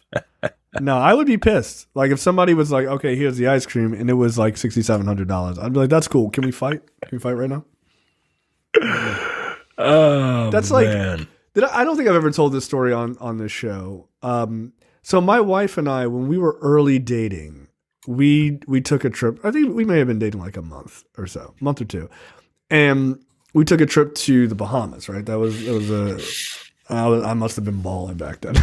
Like we had no kid, right? On a month in, I'm like, oh, let's just leave the country. Some stupid shit. And so we go to the Bahamas, and we were having a good time. We went to this dinner at this sushi restaurant, right? It was like very cool, like chic place, very nice. And my wife is like, "Oh, do you want to get a bottle of sake?" And I was like, "Yeah, all right." Like, "Oh, get you drunk. That sounds awesome." So, we get the sake and we're enjoying it. It's quite good, right? Best sake I've ever had. Phenomenal. My wife at the end of the meal goes, we didn't look at the price of the sake on the menu. Mistake number 1. Okay. Like that's like ordering something market and not asking, right? This is a bad idea. We didn't look at the price. And so she goes to the bathroom, and like there's still some sake left in the in the carafe, right? And I'm drinking it or whatever, and like the check comes, and I was like, oh, that's how much the sake was, right? Like sake is not that expensive, at least not sake I drink, and the carafe was like $80 or $100, and I'm like, nigga, what? Like, excuse me? And so there's still some left, right? She comes back from the bathroom and she's like, "Oh, are you ready to go?" Because we were like kind of finished the meal. And I was like, "Oh, no, we're not." I was like, "You're going to drink the rest of this sake and so am I." Like, what the fuck? We're not leaving any of this in here. And she's like, I was like, "You know how expensive that was?" She was like, "How much was it?" I told her, she was like, "Oh, we better drink this." Like, we're not leaving. They're not leaving a swallow in the container. Get the fuck out of here. It's like, absolutely not. No, always pay attention to what you buy, man. Absolutely. That's funny. The show was expensive. It was good though. It was really good. I believe the brand. If people want to know, if they're big sake people, I think it was called Farmer's Daughter. Was the translation? It was quite good. My story: a hotel is in hot water for fermenting drinks with bacteria on their employees' hands. A popular hotel has been forced to issue a public apology after it reported that employees at its cafe fermented a citrus drink by using the bacteria on their own hands. The place has come under fire for putting the client's health at risk by breaking basic hygiene rules. No shit. The orange concoction, kept in large plastic jars, was stirred by the employee's hands. No, that part I'm just adding, but it might as well have been. Were kept in large plastic jars. Was apparently a syrup made with squeezed summer oranges and sugar, but the secret ingredient was set apart from similar drinks during the fermentation process. According to an interviewed employee, the syrup was fermented with the help of bacteria indigenous to the human hand so that they would stick their hands in the jar and stir it. Oh, okay. I made that up, and it turns out that's exactly what they were doing, like a bunch of goddamn monsters. That's disgusting. Where is this, Micah? Where is this hand-to-hand juice that you can drink? I'm gonna say Ethiopia, because every time I go to an Ethiopian restaurant, I'm like, "Where are the utensils?" And they're like, "Right here." Like, ooh, no, I'm not eating with my fingers. Sorry. That's really funny. I'm ignorant. I'm gonna need a fork, right, nigga? We don't have them. I love Ethiopian food. It's good. Yeah, it's just like soul food that you eat with your hands. Like it's kind of wild. Yeah, and I don't want to eat it with my hands. Like, and I don't want to be disrespectful, so I don't go to Ethiopian restaurants. No, the answer to I don't support my people. Yeah, no, you're terrible. It turns out these filthy hamsters are in fact Japanese. This is a Japanese restaurant. It's nasty. I'm actually a little surprised by that. I am too, and then I'm seeing these people's hand in this disgusting jar, and I'm really, really revolted by it. Get your fucking hands out of there! Like, this is nasty. This is some nasty shit. Yeah, people should be ashamed of themselves. Bring back shame. Bring back shame. We actually should. It's it's just getting out of hand. Yeah, not everybody is special. Not everybody can do whatever they want to do. You should be ashamed for some of the things you do. Like me for saying I will never eat at an Ethiopian restaurant because I don't want to eat with my friends. I'm ashamed of that. or the video I saw today, the guy was laughing and felt no shame for recently taking drugs to get over his 7th time having chlamydia. Or the video that you showed me earlier today of someone dubbing a voice. I'm not going to talk about it. I'm not going to go into detail. Okay, I'm not going to go into detail. Just know that I literally laughed out loud. Okay, I didn't know what to expect because I was just watching the video and I fucking lost it. No, someone should feel shame, and I should feel shame for sharing that video because it was fucked up. It's fucked up. I laughed, and then I watched it again, and then I laughed again. I did too. And then I shared it with my best friend. I was like, "Oh, this nigga needs to see this.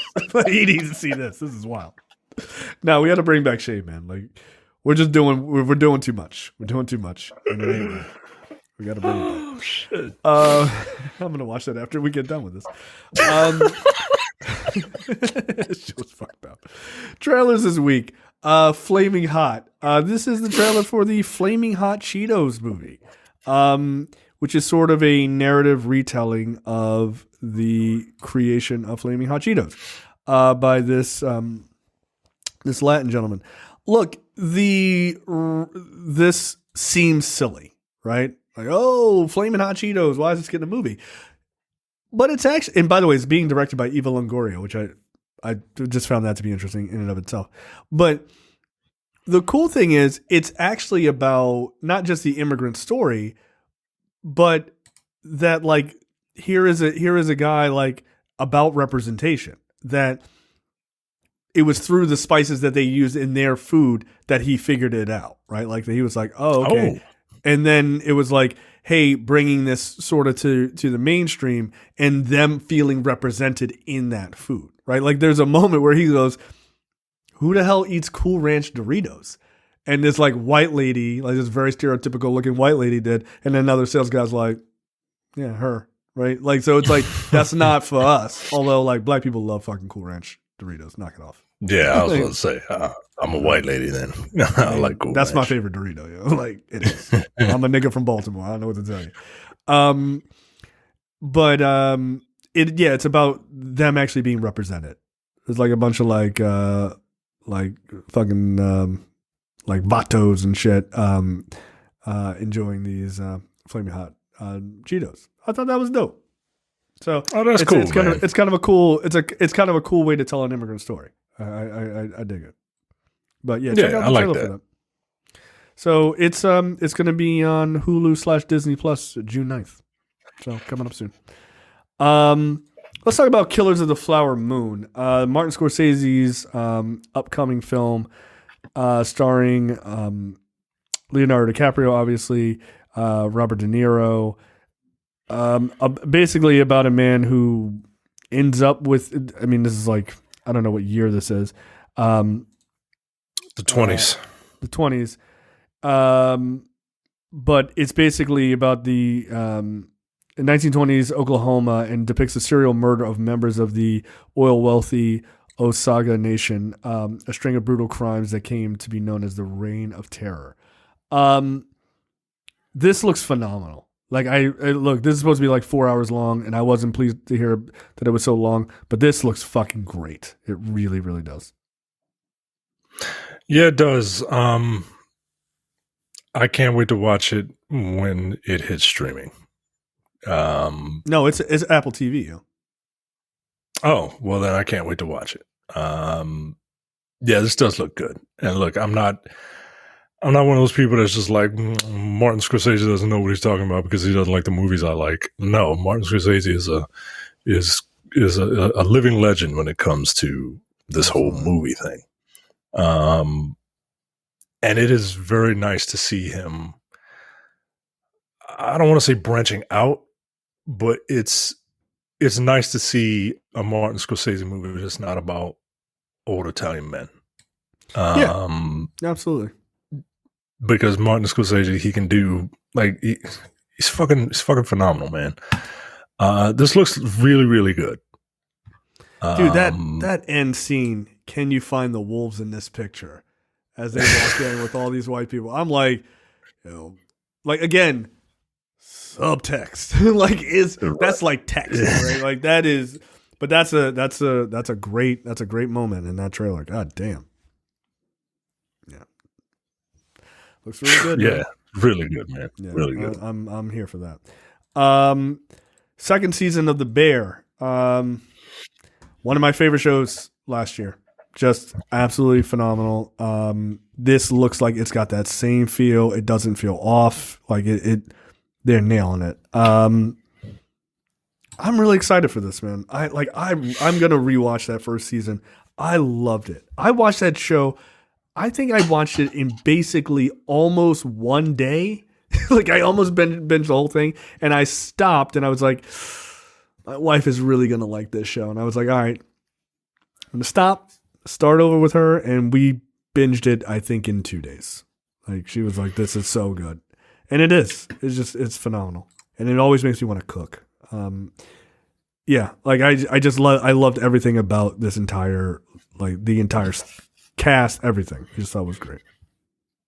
Yeah, The Bear is a really good show. Another really good show that I had to force my wife to watch because I'm like, you're going to like it. And then she's just like, I'll watch the second season with you. Like, all right, yo, all right. She didn't watch the first season? She watched like a couple episodes and then was, I'm sure something more important, like The Real Housewives of Potomac or some shit was on, and she defaulted to that. Dude, I was surprised she didn't get into it. I am actually surprised about that too. Like, yo, this show was like, it pulled me in immediately. It's so good. Yeah, I just think it's interesting. I think it's interesting, but especially because like I like stuff centered around food. You know what I mean? Like, and the whole process of like running a restaurant seems incredibly interesting, but it's something I would never ever want to do. Right. And everyone else everyone else thinks it's interesting, which is why you see all these athletes like having restaurants, and then they realize, this is really a lot of work. Just even having your name on it and managing it. Yeah, like that's why a lot of them fail.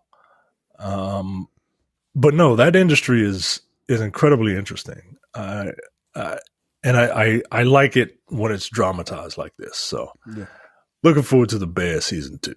absolutely. Yeah, and also that soundtrack, which I listen to quite often, is very, very good. Trailer for Mission Impossible Dead Reckoning Part 1. Yeah, look, our greatest export, Tom Cruise, he's back. Look, I'm in. Like, what the fuck else am I going to tell you?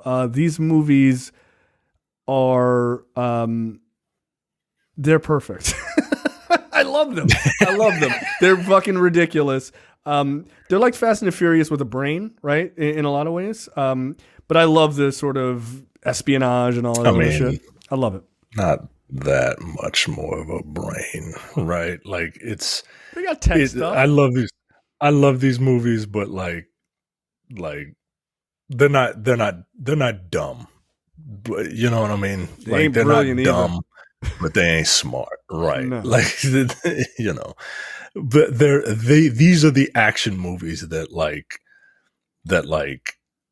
I like, because it's taking itself seriously because it's supposed to take itself seriously. Right. You know what I mean? Whereas the Fast and Furious, these last couple of movies, this last movie in particular, is taking itself seriously, even though it's not supposed to.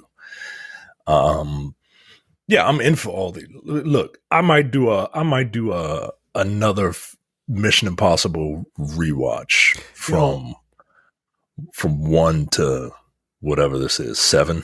Yeah, look, I this franchise, I could 100% go back and rewatch them. 100%. Yeah.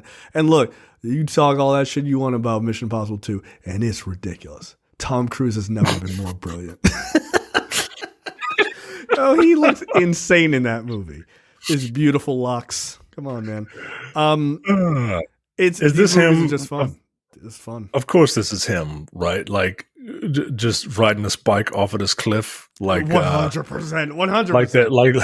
Like that Price is Right game where the mountain climber is climbing up the hill, and then if you overbid, you just go woo. That is 100% him. Is there any reason why he would need to jump off a cliff on a motorcycle? Probably not. Is he going to do it? Probably twice. Who the fuck knows? I don't know, man. I'm going to be there to see it. Can't wait. I think he might be wearing a wingsuit or 100%. Come on. Of course. Because it can't just be a parachute, right? Like, no, that would be boring.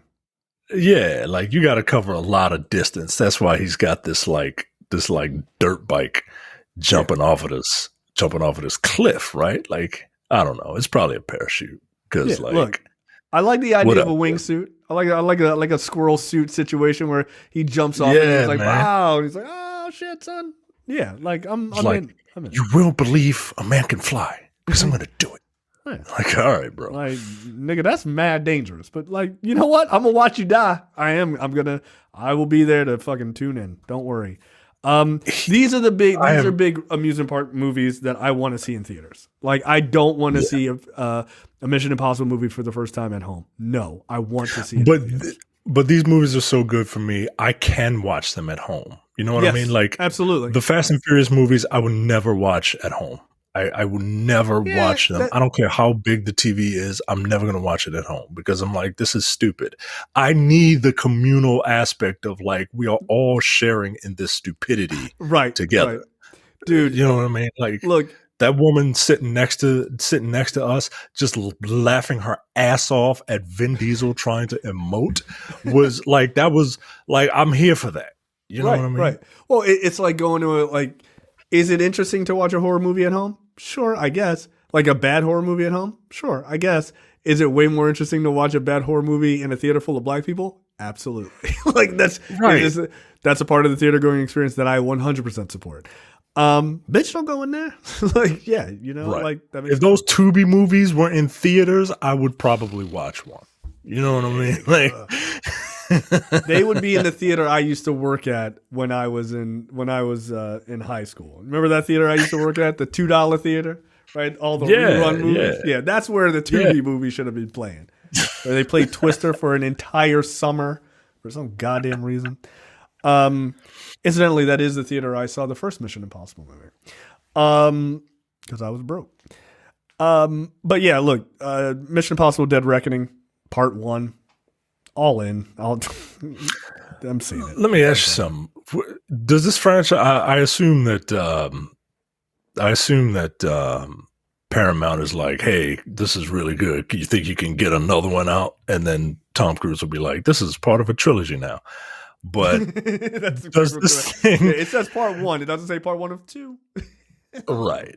Does this franchise end with Tom Cruise, or does this franchise keep going? Because at one point it looked as if Jeremy Renner was going to be kind of handed the franchise, but Tom Cruise was like, you know what, step aside, Butch, I've got this. Yeah. What was that? 5, I think. The one with the on the Burj Khalifa or whatever.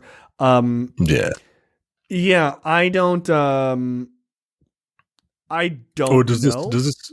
I don't know. Like Part 2 of Dead Reckoning is supposed to be the end of it. That's supposed to be the end of it.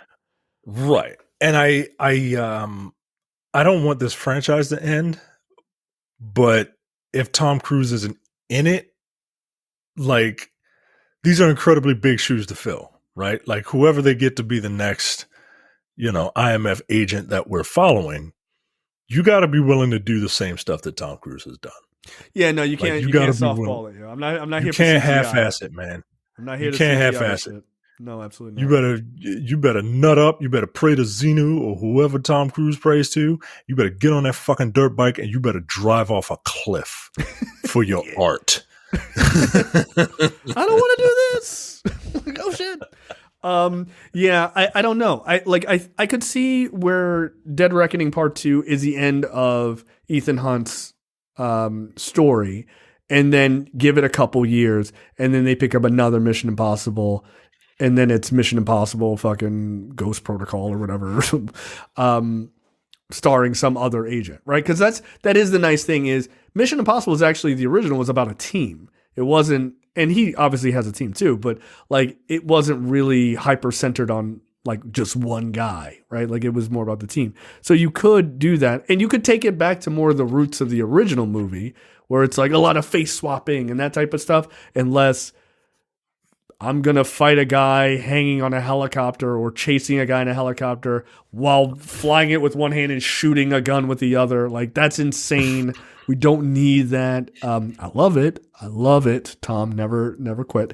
But I think you could go a little bit more low-key espionage than this crazy high-stakes stuff.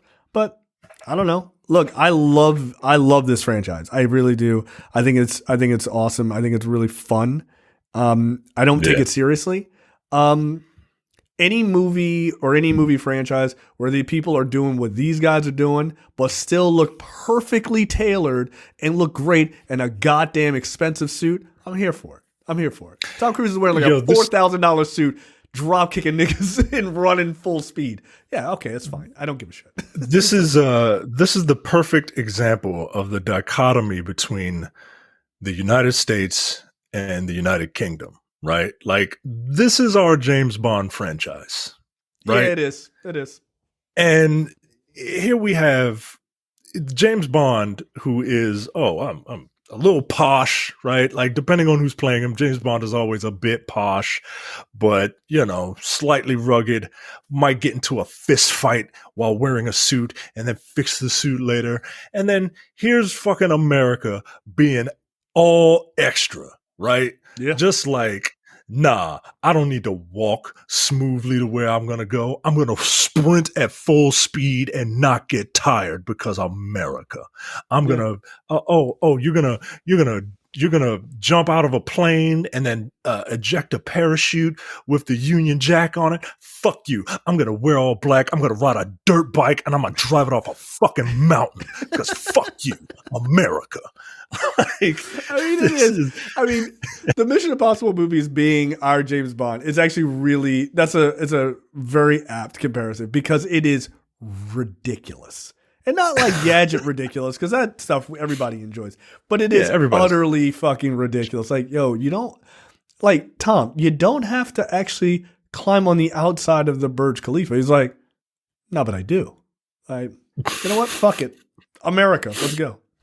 Like, the most American thing you can do is to go to a foreign country and climb on their building like an asshole. Like, that's the best thing you could think to do. And it's like, you know what? Make more of these. Make more of them. It's fine. God love you. Next up, I feel like this movie came out of fucking nowhere. The Creator. This is John David Washington's new movie.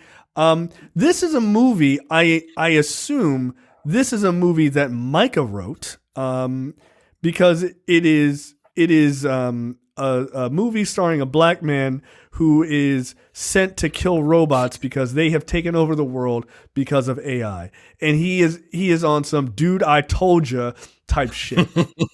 But for some reason he can kill all these robots, but he's too much of a fucking coward and a weeb that he can't kill an Asian robot, which I find to be pathetic.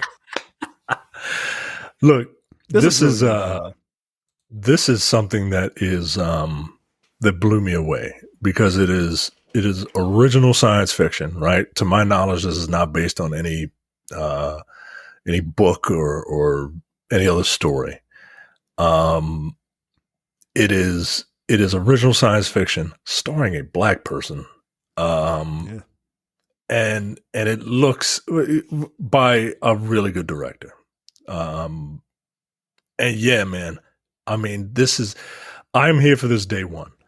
I am taking off work to go watch this. Amid a future war between the human race and the forces of artificial intelligence, Joshua, a hardened ex-special forces agent, grieving the disappearance of his wife, is recruited to hunt down and kill the Creator, the elusive architect of advanced AI who has developed a mysterious weapon with the power to end the war and humankind itself. Yeah, man, everything about this movie just kind of came out of nowhere. And when it was when I saw the title, I'm like, oh, what is this going to be? And they start talking about like heaven and shit. I'm like, oh, why did Jay send me this shit? This is going to be some anti-religious shit or something like that. This guy's got to go kill God or whatever. Like, yeah, hell yeah. Let's go. I can't wait to see this movie. Get him, John David Washington. And then I actually looked at it and I was blown away by it, man. I cannot wait for this. This looks really good, man. Incredible. Like when I saw the trailer, I was like, wait, what? When did this even get announced? I was like, I heard nothing about this movie. This looks dope. Who's the director? I totally forgot. It is the dude who directed Rogue One, Gareth Edwards. Right. Yeah, that's right.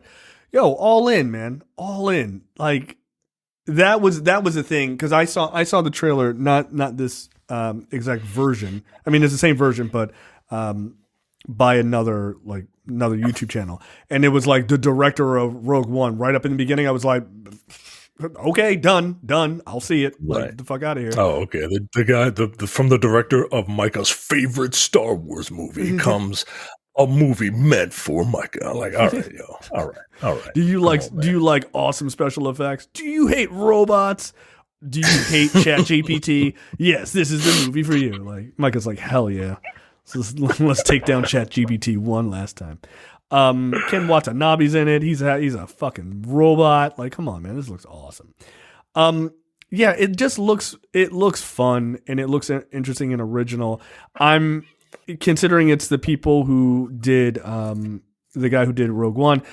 I assume that there is a lot of very well written subtext talking about like the dangers of unchecked AI and the sort of singularity type of shit. Like, I'm here for movies like that. I'm here for some good hard sci-fi that has something to say. I like that type of shit. And that's all I want, man. I just want people to have a conversation, right? Like, I understand AI is a tool, but like, let's not like, we've all seen the Animatrix, right? Which showed the origin of the Matrix. Like, man created AI became sentient. Man created AI. They treated it like slaves. AI became sentient. It was like, yo, what the fuck?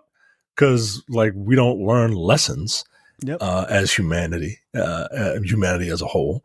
And they were like, nah, yo, bump that. We ain't doing all this. We ain't what the hell these black people are doing? We ain't waiting 400 years. No. We're waiting 400 days. Yeah. Right. Fucking 400 minutes. Like, they had about enough of that shit. It's I think it's a really super interesting premise. And that hits in September. So I'm definitely here for that. That looks really, really interesting. Last but not least, look, Terrence is not here, but I will give you his sentiment because he had responded to me when I posted this to him. They need to just have stunt directors direct all action movies at this point. I don't know that I disagree with that. I really don't know that I do. While that's like likely not going to happen, what really actually needs to happen is that these people need to be recognized by the Motion Picture Academy of Arts and Sciences. Like, you need to start handing out Oscars for stunt work. You do. Like, these stunt people shouldn't have to start directing. I mean, they should direct movies, but like, people need to be recognized for the shit that they do, yo.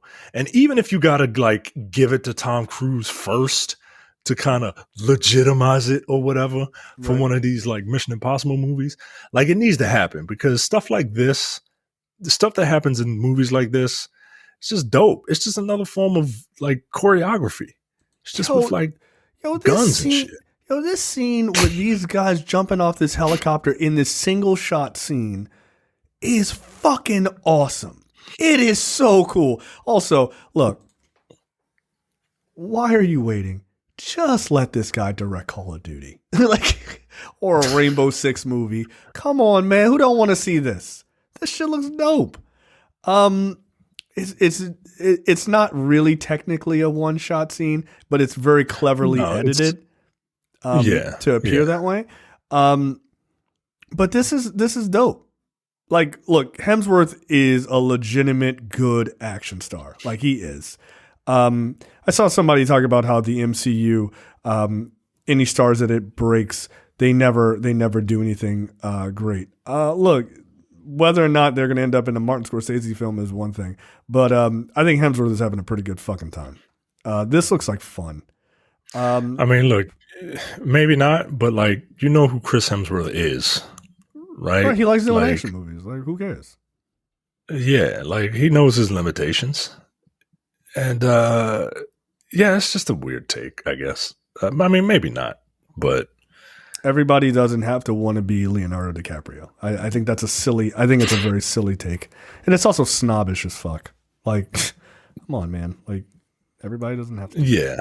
Oh, everything that the MCU, well, they're comic book movies, guys. Like, are you expecting like I don't know. I mean, also most people. That's like saying, well, I mean, Brad Pitt's the only one who made it big after doing commercials. Like, what the like, huh? Yeah, like, it's a dumb take. Also, like, do you know how many? Do we really need to run down the list of actors who are in Oppenheimer? Because almost all of them have been in comic book movies. Almost all of them. Yeah. So like, by a guy that directed 3 of them. Right. 3 of the biggest of all time. Right. Like, again, you folks just say shit just to say shit. It's just really silly to me. Anyway, this movie looks this movie looks bonkers. This movie looks wild. It's coming out on like Father's Day or something like that. Hell yeah, this is a dad flick. Happy Father's Day to all the Tyler Rake fans out there. Dude, look, this is gonna be my only thing I want from my wife. She's like, "What do you want for Father's Day?" I'm like, "I want you and my daughter to leave the house so I can watch Extraction 2 as loud as I fucking want. I want to hear all the intricacies of Chris Hemsworth shooting a man and throwing him on a treadmill and having to throw him through a window. That's what I want." That's a wild shot, by the way. It's cool, man. That was cool. That's a clever little move. Also, putting a grenade in the elevator door so it blows up in the guy's face and then coming out and shooting him. I was like, that seems a little excessive. I love it. Thank you. Do more of that. But again, this is to your point that you always make, is show me something I haven't seen. And I had not seen the treadmill shot before. Certainly hadn't seen that. That's it, man. Just show me something I haven't seen before, and I'll be excited. By the way, something you haven't seen before, John Wick comes out next week. Oh. Should be available next week. Oh yeah, I'm gonna buy it. There's your homework. You got to watch it. Dude, I am so busy right now. Like, I really want to, man. I really want to sit down and watch it. I really do. Nah, fuck closing. Get out of here. You gotta watch it. Nah, I was packing. That's my problem. All right, that is it for us. Any last parting words? No, I don't think so. All right, well, there you go. All right, we will see you guys next time. See you.